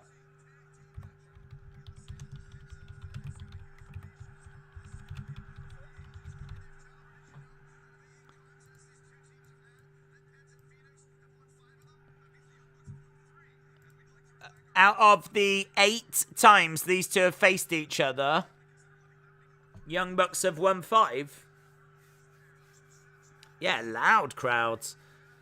I think they're going to make us, probably going to make us wait for the CM Punk stuff. I don't even know. Is this live? This must be live also. I don't even know what's happening. I didn't even know this match was happening, in all fairness. I don't remember this being announced. Boom. I told Randy on Facebook when RK Bro first formed to turn Riddle into Viper Jr., says Larry. Rampage is live this week, says Daniel. Okay. I'm liking this crowd, said Justin. Very loud, very passionate. Heather said, let's go Lucha Bros. Huang, shout out to you. Christian said, Ronda waved at me. Did she? Was she like, Christian? Christian? She like that, was she? Right, we're underway with Bucks against Lucha Bros. If you are just joining us, CM Punk said he's got an announcement tonight regarding the future of the AEW Championship and his future as well. Kick out by Penta. Drop toe takedown. Penta, I think, in there with Matt Jackson at the moment. Matt Jackson throws Penta over, duck underneath. Do you think we'll get Street Profits and Bianca feuding with Judgment Day? That would make sense. It's great feuds. I think Rhea and Bianca is a feud we definitely need. So they're both young. Both came through around the same time. Both got to the final of that Royal Rumble. Was it last year? It was great, that was. They came down to the final too. It was the year Bianca won it. It was really good. So I think that would be really cool. Really cool. So yeah, I'm down for that. Sign me up for that. Phoenix goes over the top, tries to powerbomb Nick Jackson. Nick Jackson throws Phoenix into the ring, goes for a kick. They both duck under each other's kicks, both get into the ring. They kick each other at the same time and both go down. They both kip up at the same time as well.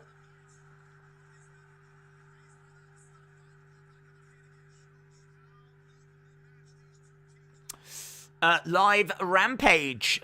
Sweet. When does Rampage finish? Is it still 4 a.m.? Yes. Main event is boring. I watched Dynamite this week, and I watched some Stone Cold podcast with Jeff Jarrett. Is it on there now? If that Jeff Jarrett podcast is on there, I might watch that later. Might do. I don't know if it's on there yet. CM Punk addresses the AEW Championship. That's coming up. We've also got Powerhouse Hobbs and Ricky Starks in action. That is also still to come. Athena is going to be in action against Kiera Hogan. And Scorpio Sky takes on Dante Martin. Penta goes jumping over the top, crashes down onto the Bucks. Phoenix is coming in. Phoenix is going up top. He comes crashing. He came crashing down onto his own partner. Phoenix just landed on Penta more than he landed on anyone else. Penta did get the worst of that.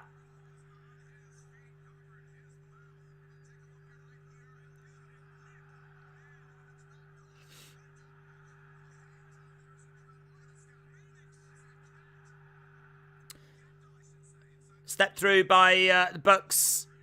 Looking for a sharpshooter. Phoenix getting over to the ropes. Penta getting into the ring. Kick by Penta.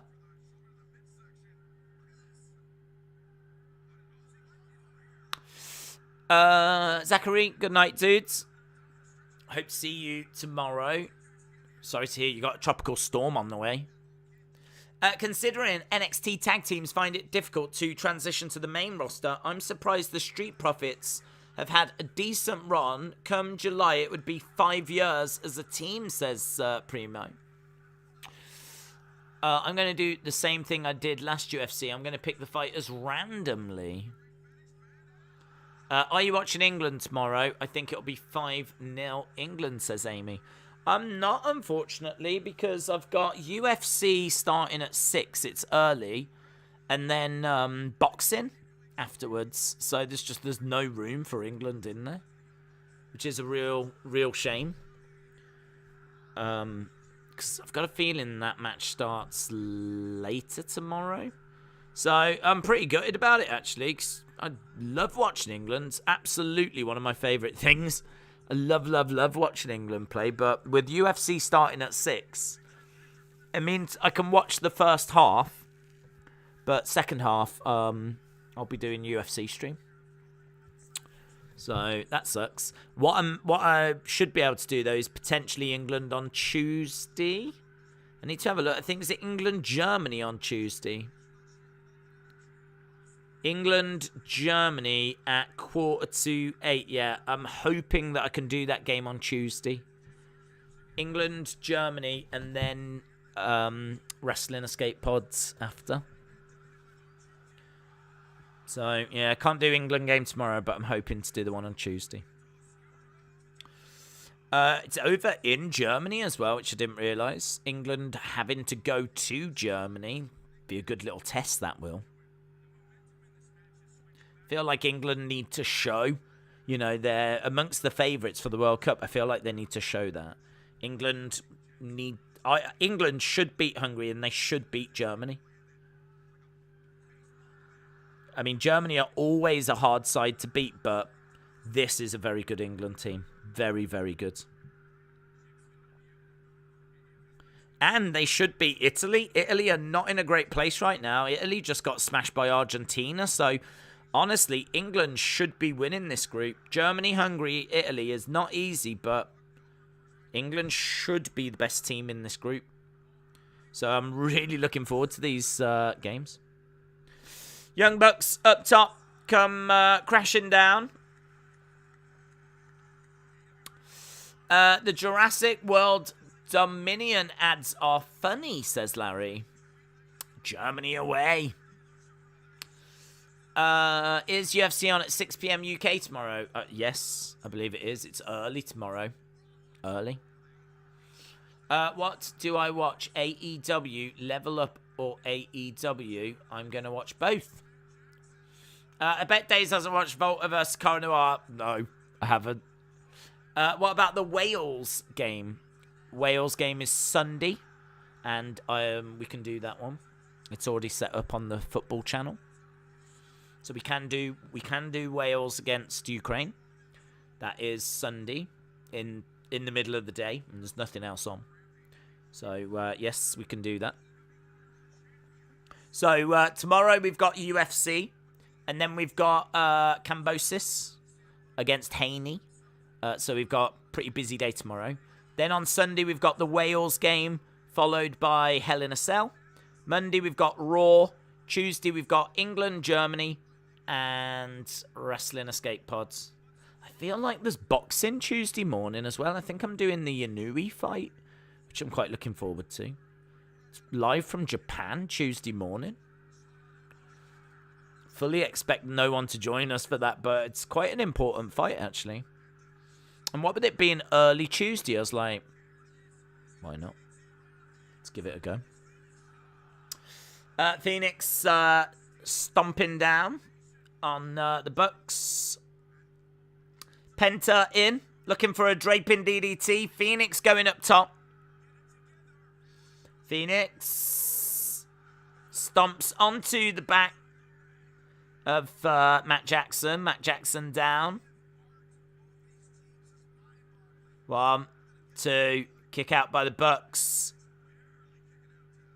Phoenix goes against the rope, suicide dive. Penta in the ring. Phoenix goes up top, channels Eddie. The hell is Matt doing? Frog splash. 1, 2. Kick out. UFC early tomorrow. Yes. Days, I'm the Welsh one, so please support us. It's hard to choose against Ukraine, innit? It's hard. I don't know which way to go with it. I've got nothing against Wales. I don't mind Wales going. I think it'd be nice for Wales to get there. But equally, who doesn't want the Ukraine to get there? So it's hard, isn't it? It's hard. I'm just going to watch it. I'm not really going to root for anyone. Whoever goes, I wish them all the best. I can't believe the Bucks are losing this one, says Alexis. Jeff Jarrett is on the network now. Ah. Phoenix is on the shoulders of Penta. Drop kick.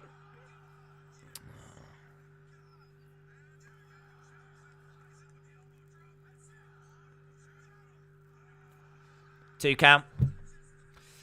Daisy, you're not doing NXT in your house? No. But we don't do NXT anyway, so. Are you surprised Netherlands beat Belgium 4-1? I didn't even know that was the score. Last I saw it was like 3-0. So I didn't see how it finished. 4-1 was it? They could be a problem, couldn't they, Netherlands? It could be a problem at the World Cup.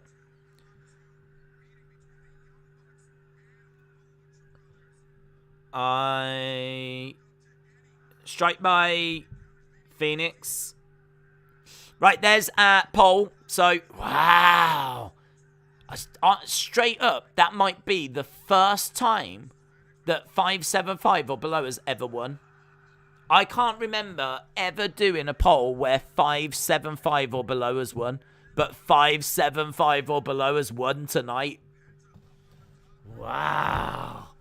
That's amazing. I mean, I agree.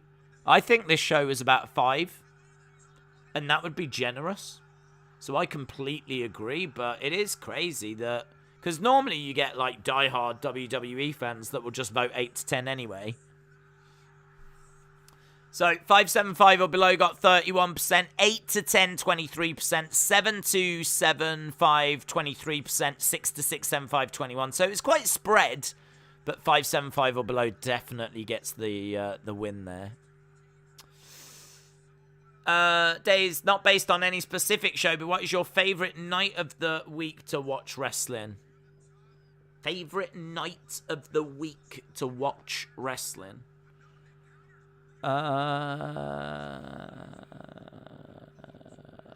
Favourite night of the week to watch wrestling? Don't know. I feel like you can't answer that without... Like, if you say Monday night, well, that's just so synonymous with Raw. Do you know what I mean? Like, it's hard to say a night. I feel like Friday nights to me have always been special. Friday night is always the end of, like, the school week whenever I was at school.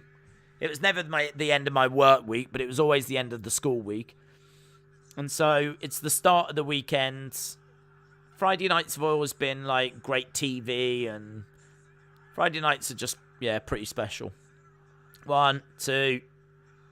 No. Buck's going for the pin.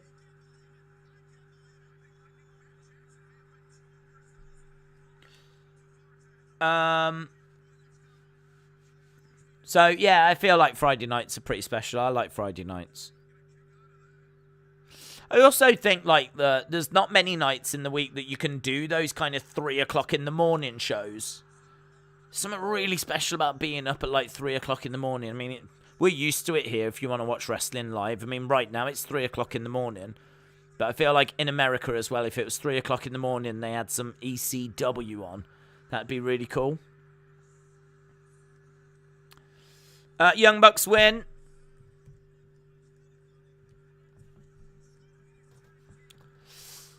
Zoom Station, that match is crazy. I hate the Meltzer driver, says Heather. I'm back. Just picked up a 660 Raptor ATV with my buddy. Don't know what that is, but it sounds exciting. Nick Jackson jumping into the crowd. We're waiting to hear from CM Punk. Don't know when that's happening.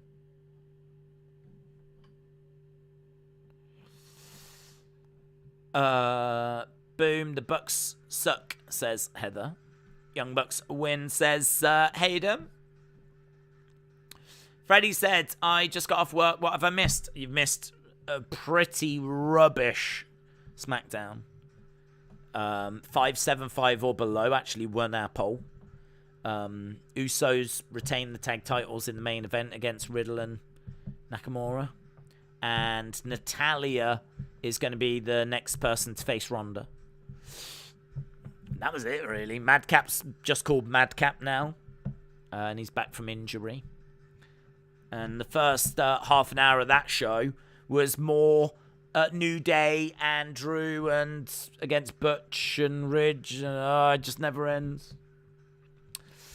And we're underway with Rampage. But what we're waiting for is this CM Punk news. That's going to be the big one. What has CM Punk got to say about the future of the championship? And it is believed he might have an injury. So let's see. Young Bucks win. Lance said that was great. Larry said, I hate the disrespect of taking a mask off a lucha wrestler. Moldy said, Netherlands are my pick for the World Cup. I've bet them to win back in February. Don't know who I think's going to win the World Cup. It's hard to bet against Brazil. Brazil and France for me.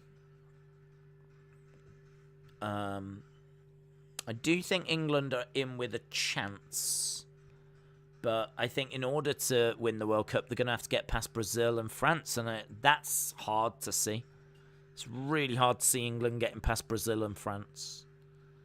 But I do think England rightfully should be amongst the favourites. I feel like this England team, should go quite deep in the tournament, but it's hard. It's really, really hard. It's hard to know exactly where England are because you can only beat the teams in front of you. And when they played Italy at Wembley, they didn't beat them. And that was last summer. That was 12 months ago. Italy have definitely declined. I think if they were to play now, I'd feel really good. It's weird, isn't it? 12 months later, if it was England, Italy, now I'd be feeling really good about it. But that's not where we were back 12 months ago. So, I don't know. It's hard to know quite where we are. That's why these games coming up are going to be really good indicators. We are at commercial break. We've got 40 minutes to go. Legend Killer said it's coming home. It's coming home. David said it's going to be Argentina that are going to win the World Cup. Amy said, have you watched the cricket? Is WWE Evil on the network? I don't think it is. I don't think it's on the network. I haven't actually seen it. I had the cricket on. We were doing rubbish. Right, no CM Punk. It is Will Hobbs. Hobbs making his way out. I don't know who he's facing. Hobbs and Starks. Who are they facing? Is the World Cup this November? Yes, it is. Oh. Who are they facing? I don't even know who they're facing, but they didn't. Whoever they're facing didn't get an intro, so it must be like jobbers.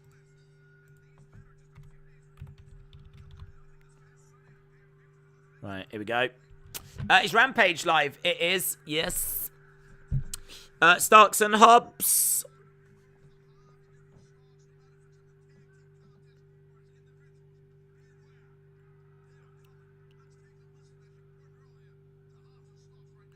Clothesline. Down goes this jobber. Did they even get an intro? I don't even know who they're facing.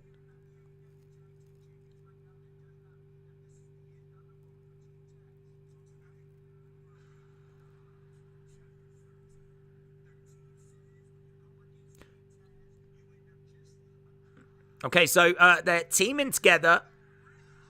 And they've got the win. That's it. Boom. I think that first match might have gone a bit, maybe, I don't know, maybe the plan was always to do a squash here, but either way, that first match obviously went quite a while. CM Punk's going to need a bit of time.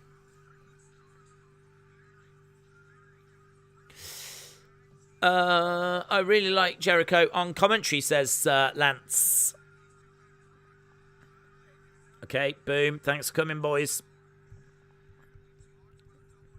So we've got Excalibur, we got Taz, we got Jericho, the Wizard. So tonight, CM Punk addresses the AEW World Championship live.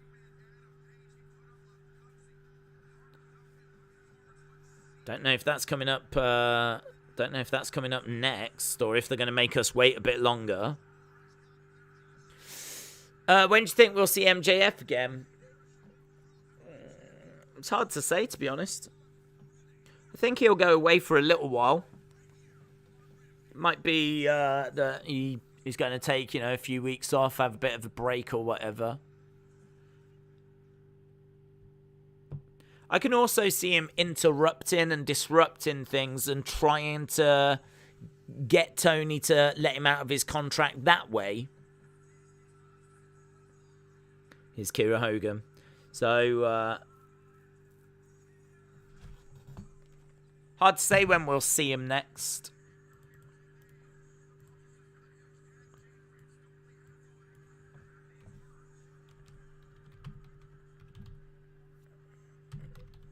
Kira Hogan making her way down.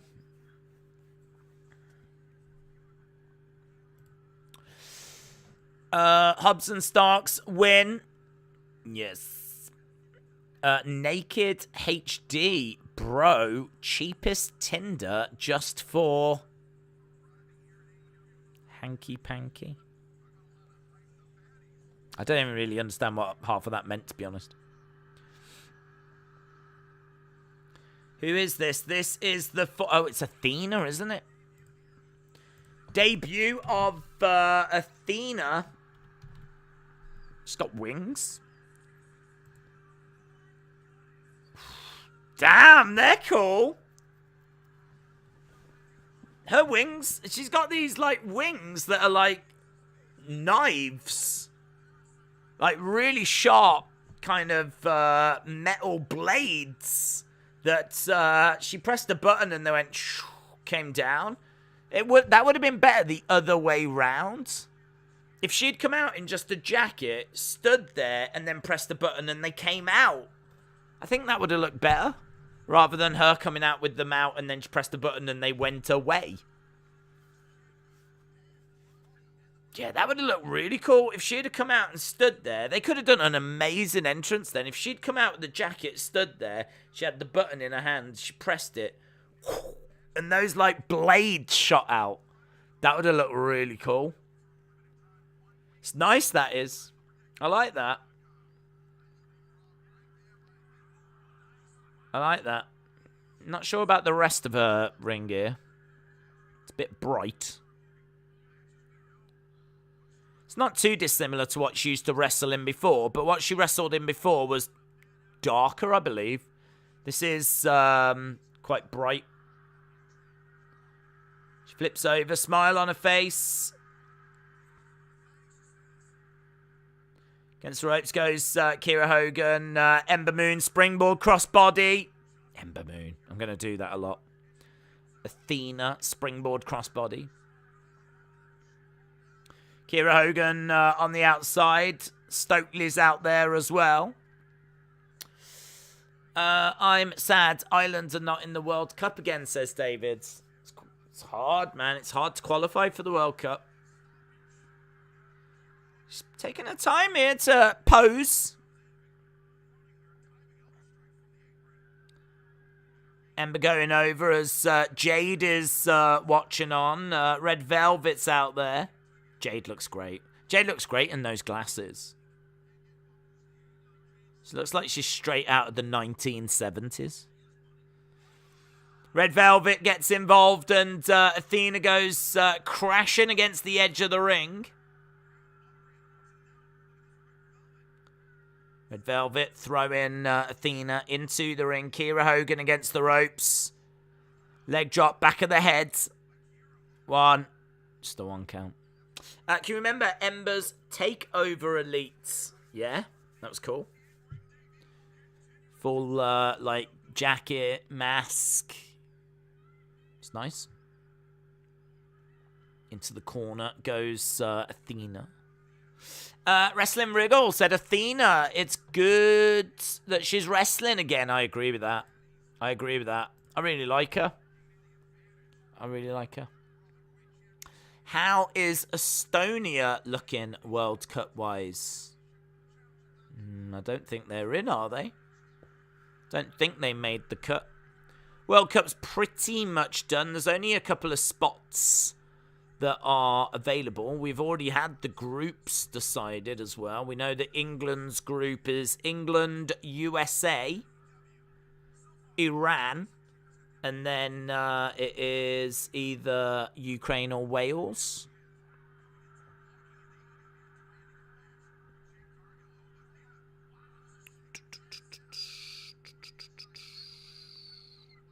Here we go. So it's Qatar, Ecuador, Senegal, Netherlands. That's Group A.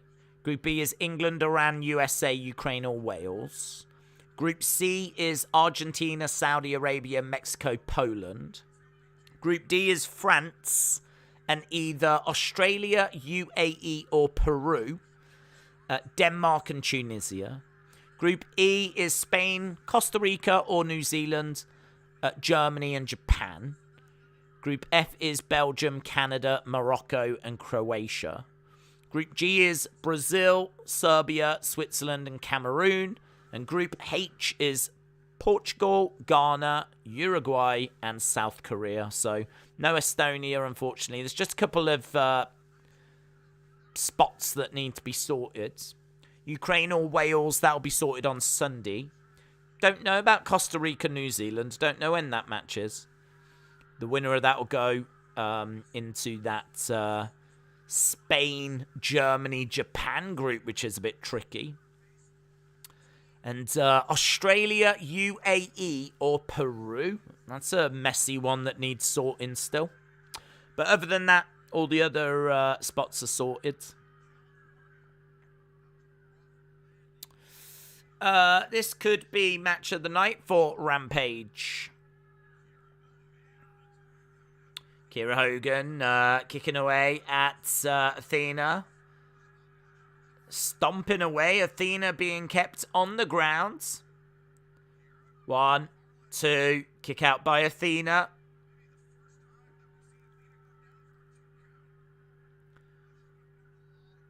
Athena on her knees. Canada finally at the World Cup. Yeah, they've got Belgium. Really difficult. Croatia, not easy. They've got Modric, great player. Quite a few great players in that team, actually. Morocco should be beatable.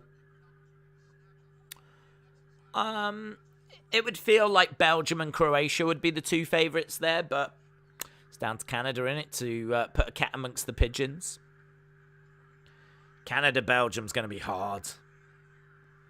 Really, really looking forward to the World Cup, though. Over on the football channel, we will aim to do every game. I want to do every game where possible. It's not going to be possible because a couple of games get played at the same time. But pretty much if the World Cup's on, we're on. There is not a competition I love more. I flipping love the World Cup. So, very excited. Kira Hogan charging over. Drop kick by Athena. Pace of this match really fell away, but I think we were at picture-in-picture. Inzaguri. WWE Network is having some issues at the moment. James said, did you see the reports that Thunder Rosa is unhappy? Yeah, I think she's just frustrated that she doesn't get onto TV more. I mean, she wasn't on TV on Dynamite. So, I think she's just a bit frustrated at that. Don't know that she's looking to leave or anything along those lines, but... Kira Hogan. Oh, nice head scissor takedown. Athena goes over to the corner. Big boot. 1, 2. Kick out by Athena. Ledger Killer, shout out to you. Heather said, looks like the crowd are actually into this match. Vin said, WWE company is having issues. WWE Network has more issues than my ex-girlfriend. Daniel said, apparently Athena and Hogan have heat from years ago for similar gimmicks. Oh.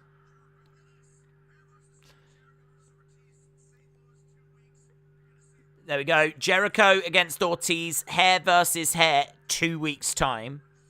Athena going up top. Kira Hogan goes against the ropes. Kira Hogan coming over. Forearm strikes. Kira Hogan's ring gear leaves absolutely nothing to the imagination, does it? I mean, it is pretty much just all out there.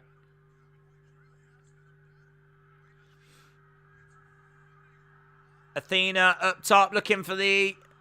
Oh, God, that was brutal. 1, 2, 3. Athena gets it with that Eclipse type move. I don't know what they're going to call it in TBS. Or in AEW. This isn't TBS. I think it's TNT in it, Rampage.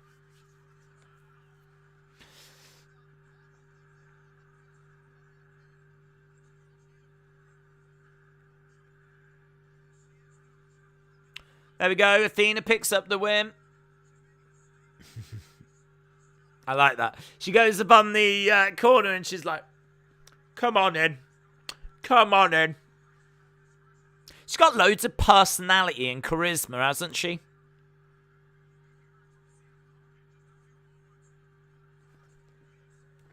Come on in. She laughs. I really like Athena. I love Tony Khan for that. Eclipse. Is that what they're calling it? Are they calling it the Eclipse here as well? There's Julia Hart.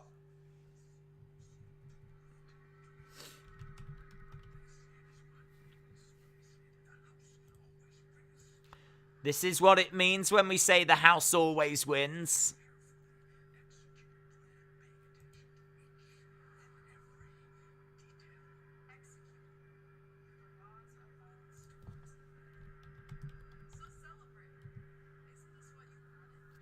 Celebrate, isn't this what you wanted?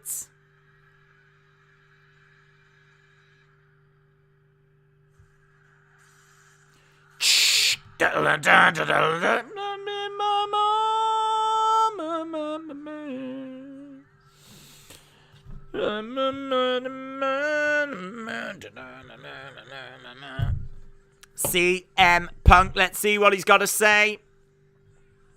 She hit that finisher pretty brutal. She got all of that and more. Oh, there is a little hobble. Seemed to sustain an injury.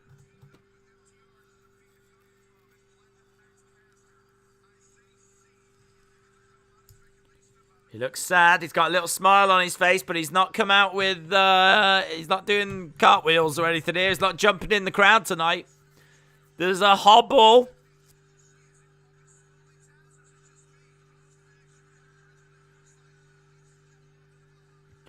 Is this going to be a swerve, do you think? There is a definite limp to the way that he's walking. A definite limp. Oh, where are we going? Where are we going? Where are we going? Where is this going? CM Punk has made his way down to the ring. Little bit of a hobble. Punk in the ring right now.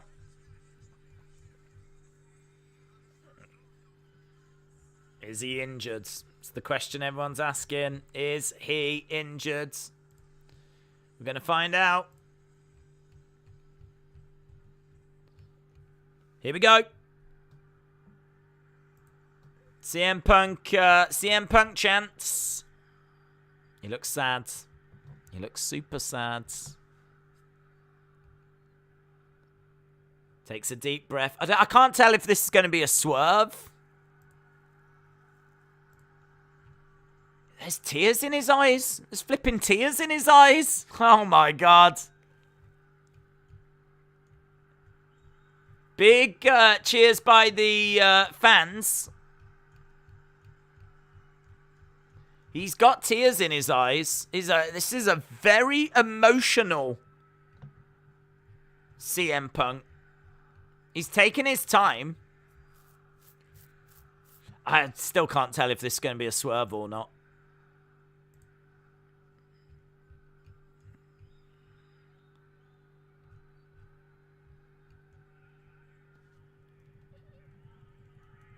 I got here earlier today.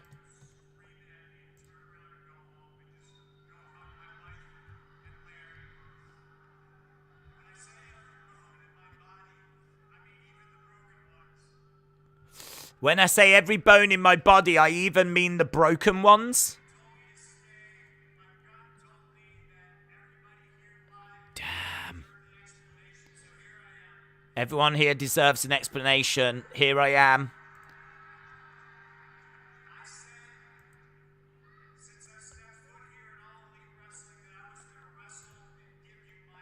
I told you I'd give you my all. Until I fell off. I got good news and I got bad news. What do you want first? Good news or the bad news? Ooh, doesn't look good, but he could be swerving. Could be swerving.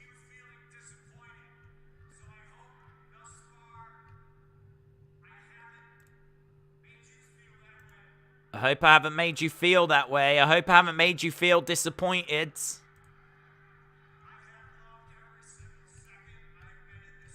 I've loved every second I've been in this ring.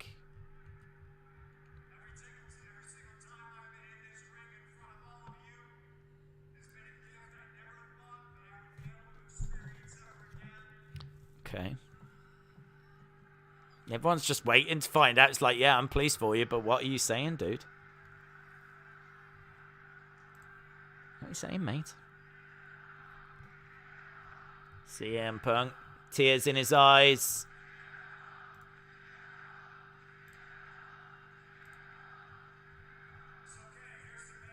Here's the bad news. He's injured. He's injured and he needs surgery. Bad news is he's injured and he needs surgery.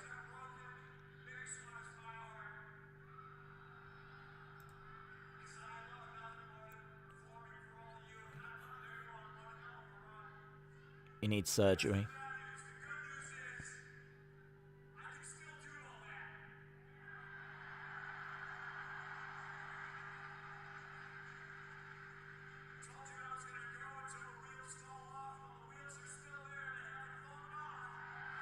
Wheels are still there. They haven't fallen off.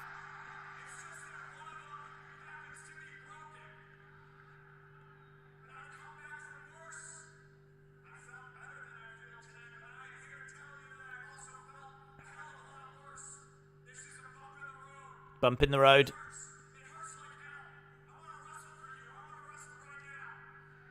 I want to wrestle for you and I want to wrestle right now.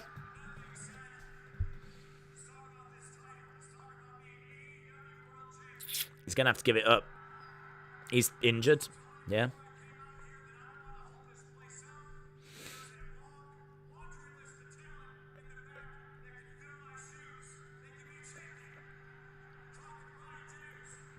Bryan Danielson can fill my shoes. Jon Moxley can fill my shoes. I'm not going to stand in anyone's way.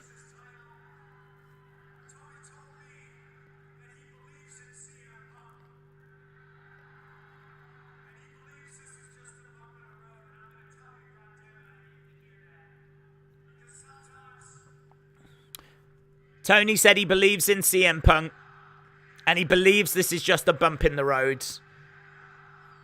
Big CM Punk chants.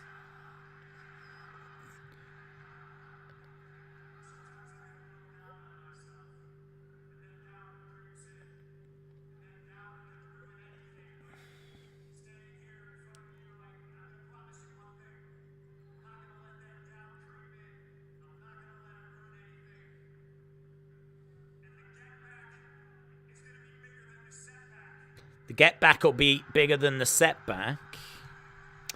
Give Hangman the belt, says Heather.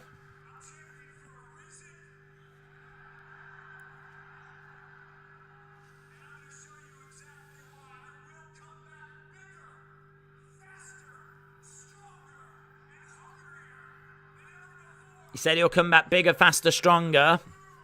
Someone's been listening to Daft Punk. I'll show you I am the best in the world. Yeah, but what's... Yeah, but what's going to happen with the title?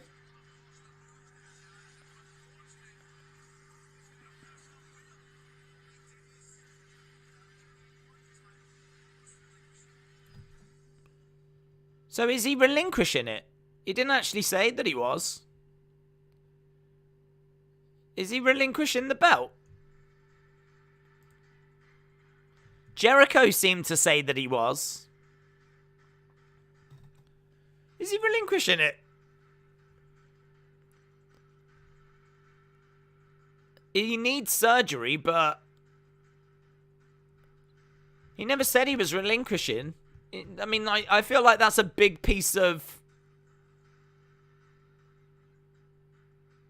I don't understand. Did I miss it? That left more questions than answers. He said he would relinquish, but Tony said no. He said he wanted to relinquish, but Tony said he believes in him. Yeah, but what does that mean? What does that mean? I need to relinquish this belt. I believe in you, champ. What does that mean? Well, I'm glad you believe in him, but... Like, how long's he going away for? Is he relinquishing the belt? Is that a way of saying that Tony said you don't need to relinquish the belt? I do feel like this could have been made a hell of a lot clearer. I heard him say the whole Tony believes in him stuff, which is great, but...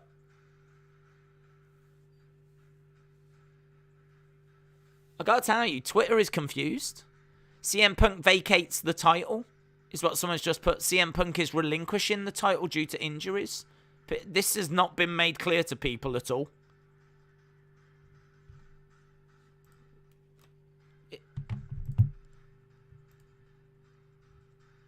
CM Punk having to vacate the title.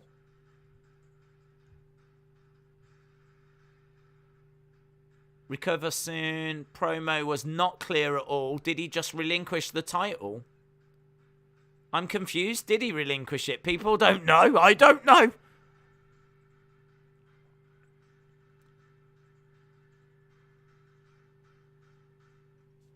I'm confused. CM Punk's promo made it seem like he wasn't giving up the title, but commentary said he has to give it up. Breaking, CM Punk has relinquished the AEW Championship.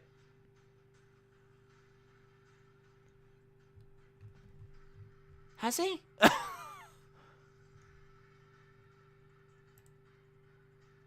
They'll probably do a stupid... I'm assuming he has relinquished it. Taz said CM Punk must relinquish it. I think Punk just means that he's dropping the belt, but Tony thinks he'll get a shot when he comes back.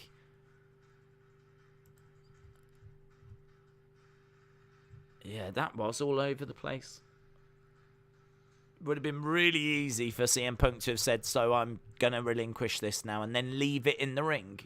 Instead, he ends by just holding it up and everyone now being confused.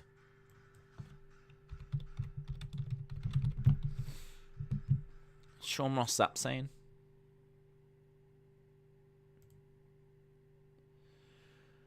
Sean Ross Sapp said CM Punk is relinquishing it. Right. It is being relinquished. Sean Ross Sapp's reporting that it is being relinquished. I'm gonna put a quick video out just to clarify this. Massive breaking news coming out of AEW Rampage. CM Punk, a tearful CM Punk, has just come out and relinquished the AEW Championship. The promo was quite confusing. I actually didn't know if he had relinquished it or not. He spoke about being injured. It's believed that he's broken a foot. So he came out, he spoke about how much he loved the fans, how much he didn't want to hold up the title, but he never actually said that he was relinquishing it. It was mentioned on commentary that he was going to relinquish it, and Sean Ross Sapp has just reported that he has relinquished it. So it has been confirmed now by Sean Ross Sapp. It was mentioned on commentary. You can see how tearful he is. It seems like he has let that championship go. He is going away for surgery, and it is a broken foot, apparently, that he has suffered. Don't know when he suffered it. He seemed to be fine at the start of Dynamite. There didn't seem to be any complaints there, but he's been checked over, and he said he's going to come back bigger, better, stronger. He's going to prove why he is the best in the world. Tony Khan said that he believed in him. So it seems like he'll get an opportunity for the belt when he does return. No idea how long he's away for. No idea what's happening with the belt, if there's going to be a tournament, anything like that. As I said, it was very unclear. He didn't even say that he was relinquishing the title, but commentary did, and Sean Ross Sapp has confirmed on Twitter that it has been relinquished. So that's the latest. That's where we are. CM Punk is no longer the AEW champion. That is absolutely massive, massive news. I did not expect that tonight at all. CM Punk winning the title, it was a massive moment this year, and I know it might not feel that way, but I can't tell you, looking at the stream and how many people were joining us during the stream, so many people jumped in at that point just to see during our Double or Nothing stream if he was going to do it or not. You can see, it was going up as the stream was going, and bang! It went like that towards the end, because people wanted to know if CM Punk had done it. So, big interest in CM Punk becoming champion. There'll be a big interest in him now having to leave this championship.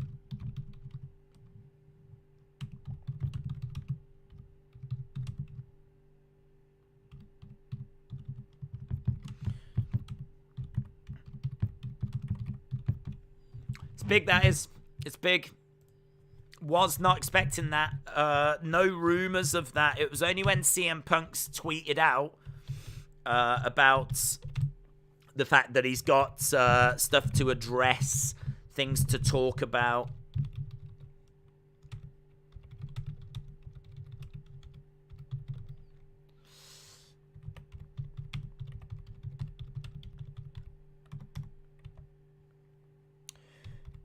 Right. So, Sean Ross Sapp is where I've got, confirmation from that. Unless Sean Ross Sapp's been confused. Maybe Sean Ross Sapp's been confused as well, and he's just presuming that he's relinquishing it. I don't know. In all fairness, it's quite an emotional thing for CM Punk to talk about, so I can sort of understand as to why he's gone out there with not the clearest of minds, and not gone out there and delivered maybe exactly what he needed to say, but even so, that's where we are. Punk's injured, Omega's injured. That's a huge miss for AEW, said Jadam. Sean Ross Sapp has said he's going off what Jericho said. He doesn't officially know. Oh, I literally just saw that tweet where he didn't say any of that. His tweet said CM Punk relinquishes title. God, what a mess. Is he now changing his tune?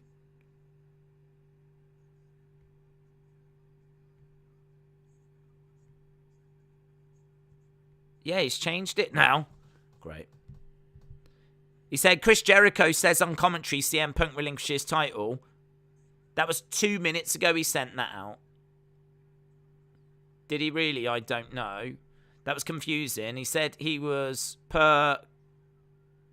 deleted that tweet. So that tweet that I just saw, he's now deleted and said, per Jericho on commentary at least, AEW hasn't tweeted this. Okay.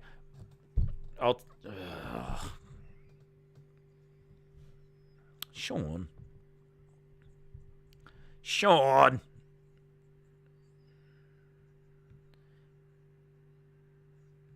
Yeah, I tell you, this would be really great if AEW could just confirm this.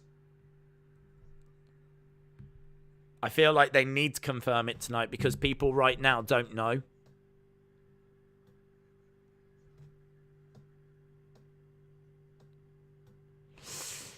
Nice shirt. That tweet has now been deleted. Oh, Sean, cheeky. You cheeky.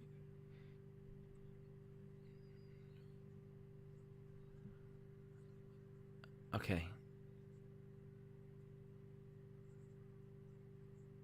Said he's not retiring. He's going to go to the wheels, fall off, yada, yada, yada. Come on, this is really quick and simple, innit? It's really quick and simple. Go to AEW, ask them the question. Someone's got to have Tony's number. Send a flipping tweet. Tweet him. Text him.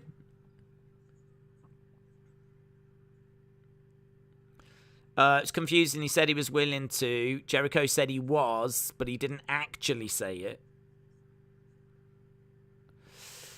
Do you think Wardlow gets the title if he relinquishes it? I have no idea. I don't even know if he's relinquishing it.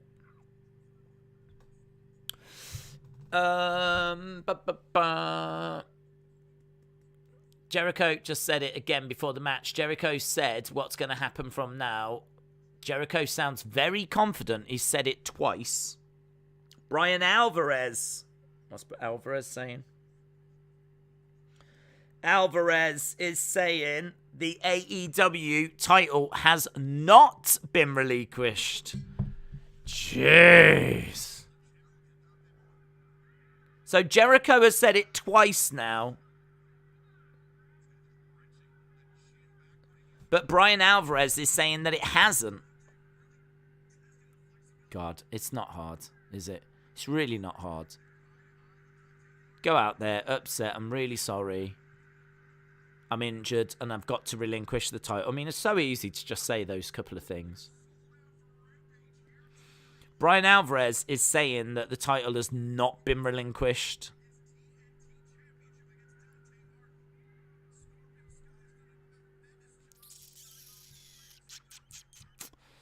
I want to see what AEW have got to say.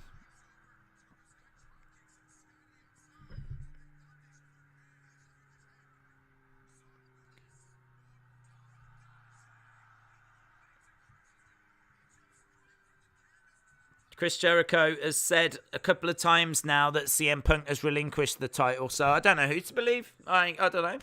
You got Brian Alvarez saying it hasn't, but I don't know where he's got his information from. And you've got Jericho saying it has twice on the show now. Oh, AEW, come on. This is so flipping easy.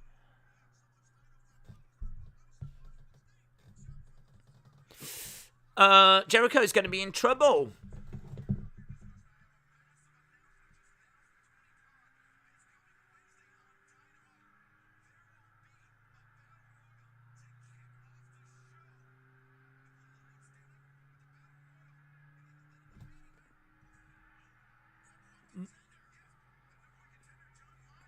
Jon Moxley is the new #1 contender. A battle royal winner will face #1 contender Jon Moxley for a shot at the interim AEW world title.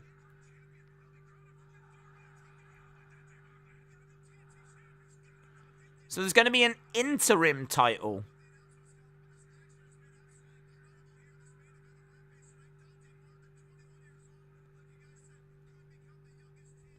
So we've got an... Oh, Jesus. So he's not going to relinquish the title. There's going to be an interim.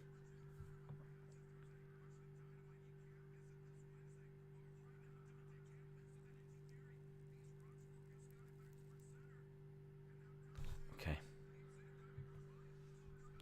Well, at least that's some clarity. So does that mean that they're going to keep the belt on CM Punk then?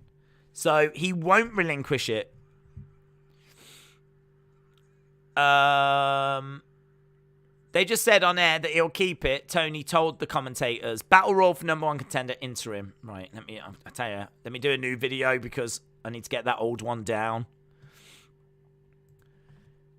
Breaking news in regards to the CM Punk situation. So lots of conflicting reports, but we are getting some clarity on it now thanks to AEW. So CM Punk has come out, for those that haven't heard, and seemingly relinquished the AEW championship. Came out with tears in his eyes and said that he was injured. He's suffered a broken foot. Sean Ross Sapp tweeted out that CM Punk had relinquished the title. Chris Jericho mentioned twice that he had relinquished the title. CM Punk never actually said that he had relinquished the title. And the whole thing was very confusing. And that confusion was playing out on Twitter. Just at the end of Rampage, they've put a graphic up now that says that there is going to be an interim AEW champion. What that means is that CM Punk is going to keep the title. And whilst he's away, they will crown an interim champion. That is a temporary champion. It also means that when CM Punk is ready to return, undoubtedly they will do interim champion versus CM Punk, so that we can clean this mess up, basically. But it means that CM Punk's going to keep the title. Moxley is the #1 contender for that interim championship. There will be a battle royal on Dynamite to see who will face Moxley. So it will be Moxley versus the winner of a battle royal. That winner will then be the interim champion. When CM Punk is ready to return, then I'm sure we'll get CM Punk versus whoever the interim champion is at that point. We don't know how long CM Punk is going away for. We're just getting this news as it is coming through. It's pretty crazy tonight. But you can see the tears in the eyes of CM Punk. That is the latest news.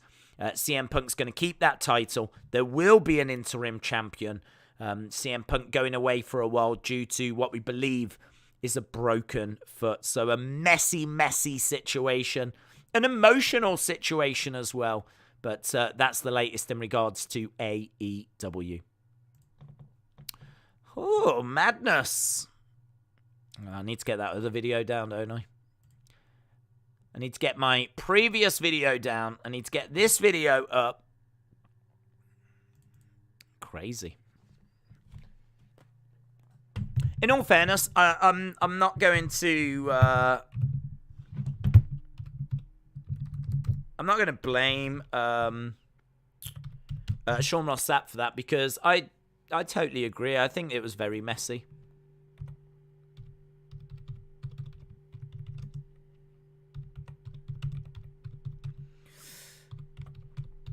Get in your thoughts.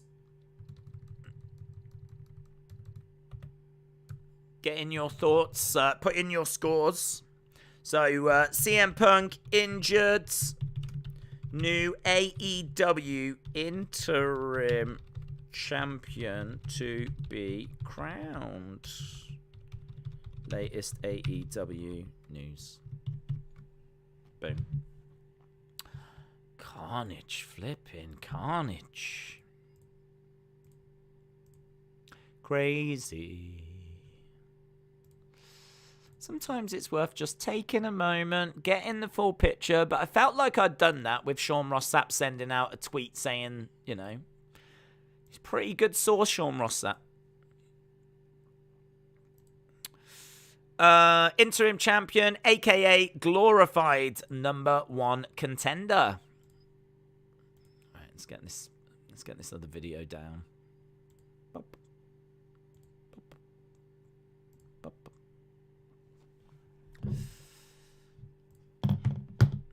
Right, yeah, get your thoughts in. As soon as I've just typed this out, then I will get to your scores.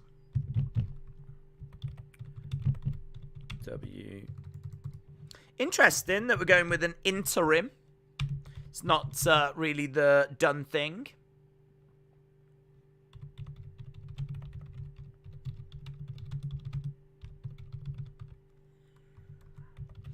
Jon Moxley versus the winner of a Battle Royal. Latest AEW news. Crazy. Crazy, I tell you. Hopefully anyone that's got that previous information will have this updated information. Wrong information out there. I've put that old video on private. Not after fake news. Why does Mox get a title shot automatically? Perhaps he's just ranked as the #1 contender, you know, in their rankings. So perhaps he's just ranked. Not a fan of the interim concept. If you can't compete, you should hand back the title. It's fair. It's fair. April gives this a 9. Give the title to Danhausen.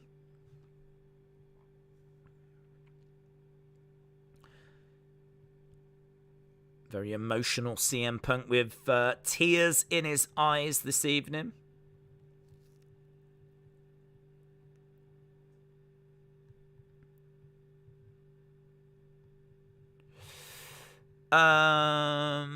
That first match was the best match, 7.5. Jeremy is on strike. I think MJF is going to win that Battle Royal. I bet it's... Well, I don't know. Is this the right thing for MJF to win an interim belt? I kind of think the story they're telling with MJF is... you know, he wants to leave. He wants to quit. So having him around the title doesn't make a great deal of sense.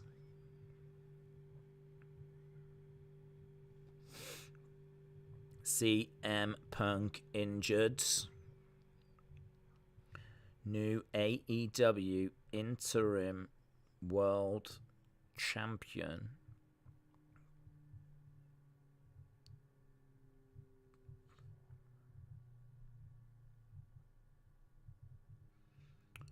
Crazy. The Moxley match against the winner of the Battle Royal takes place at Forbidden Door. AEW just said you think someone in the Battle Royal could be from New Japan. Yeah, sure.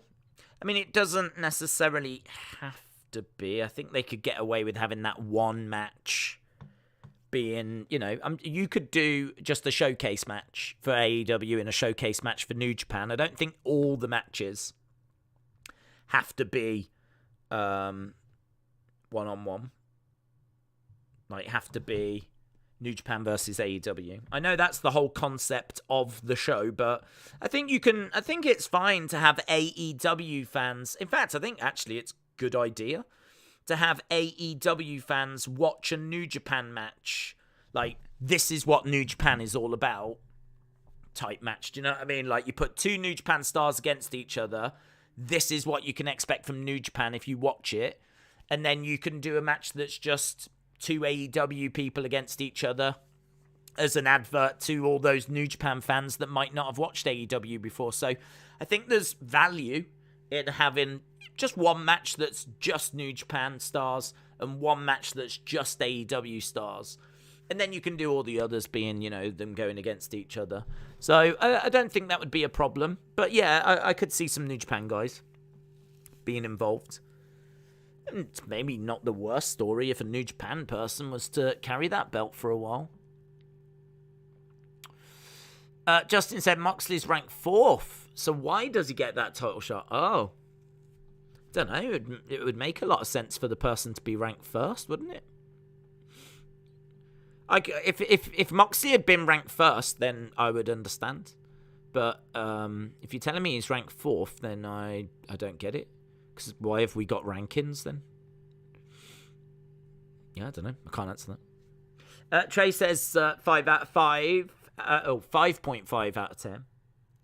Interesting to see if it'll be an AEW ring or a New Japan ring. They're very different.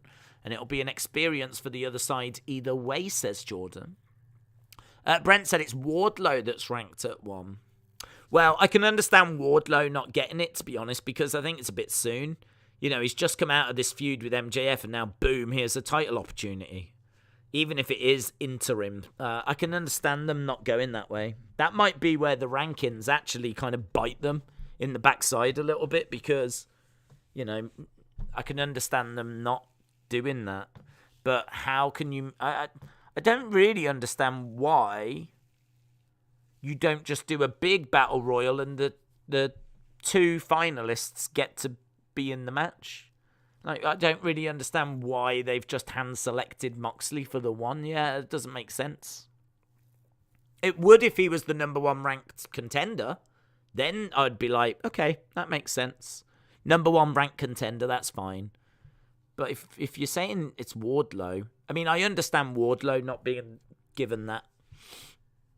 But saying that, even if you did put Wardlow in that match, he doesn't have to win, does he?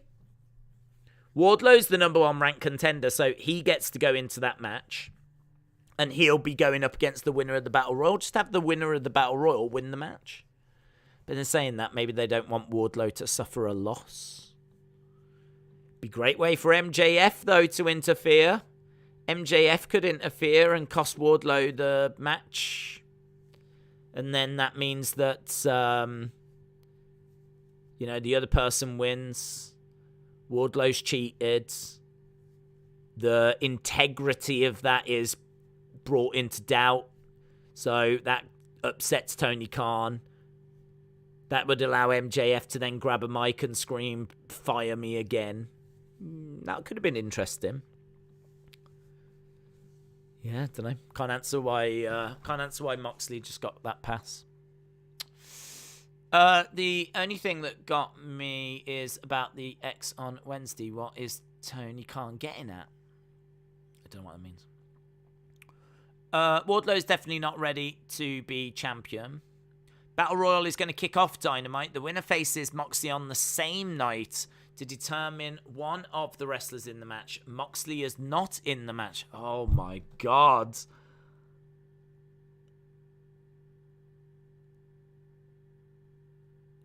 Oh my God. How can they make this? How can they make this more of a mess than it already is?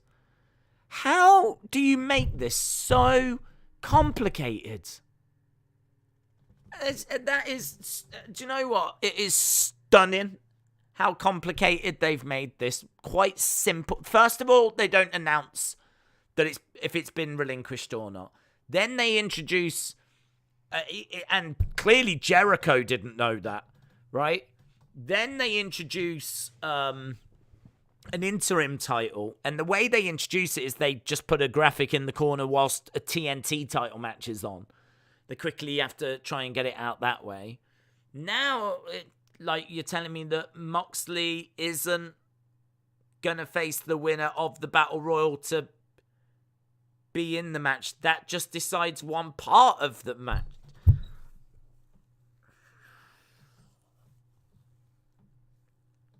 And we don't even know why Moxley's got that opportunity.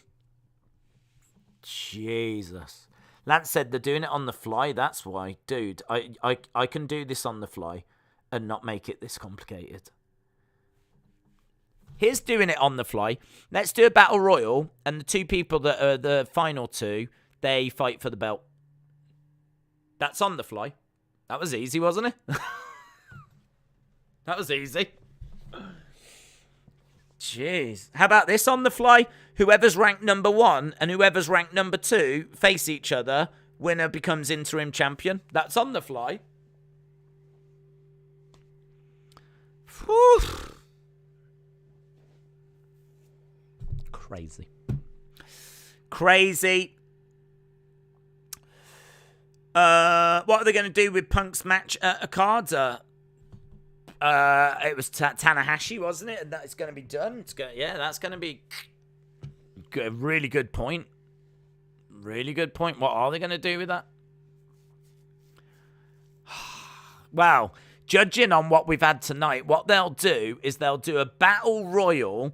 The winner of the battle royal will get 1 spot in Blood and Guts. Then what we'll do is we'll do a casino ladder match, and the winner of that will go into Blood and Guts. And then what we'll do is we'll do a tournament, and the winner of that tournament will go into Blood and Guts. And basically, we're going to do loads of things to have 2 teams. The 2 teams will face each other. What we'll do is we'll make it an elimination match so that the 2 teams battle each other out. We'll then get down to 2 people. Those 2 people will then have a mimosa match, and the winner of that will then face Tanahashi. Just based on what we're doing, how we're booking this now, is that's how it'll play out, and the winner of all of that will get to face Tanahashi. Madness. Any reliable rumours about when Kenny's coming back? Dude, it took us half an hour to find out if he's going to relinquish the title or not. I don't think... I think we're asking a bit too much to get any more information tonight. Heather says, Hangman has got history with Tanahashi, so put him in there. You could have an entire episode of Dynamite be a Heart-style tournament to find the 2 challengers. That would have been fun and made sense. That would have been fun. I'd be down for that.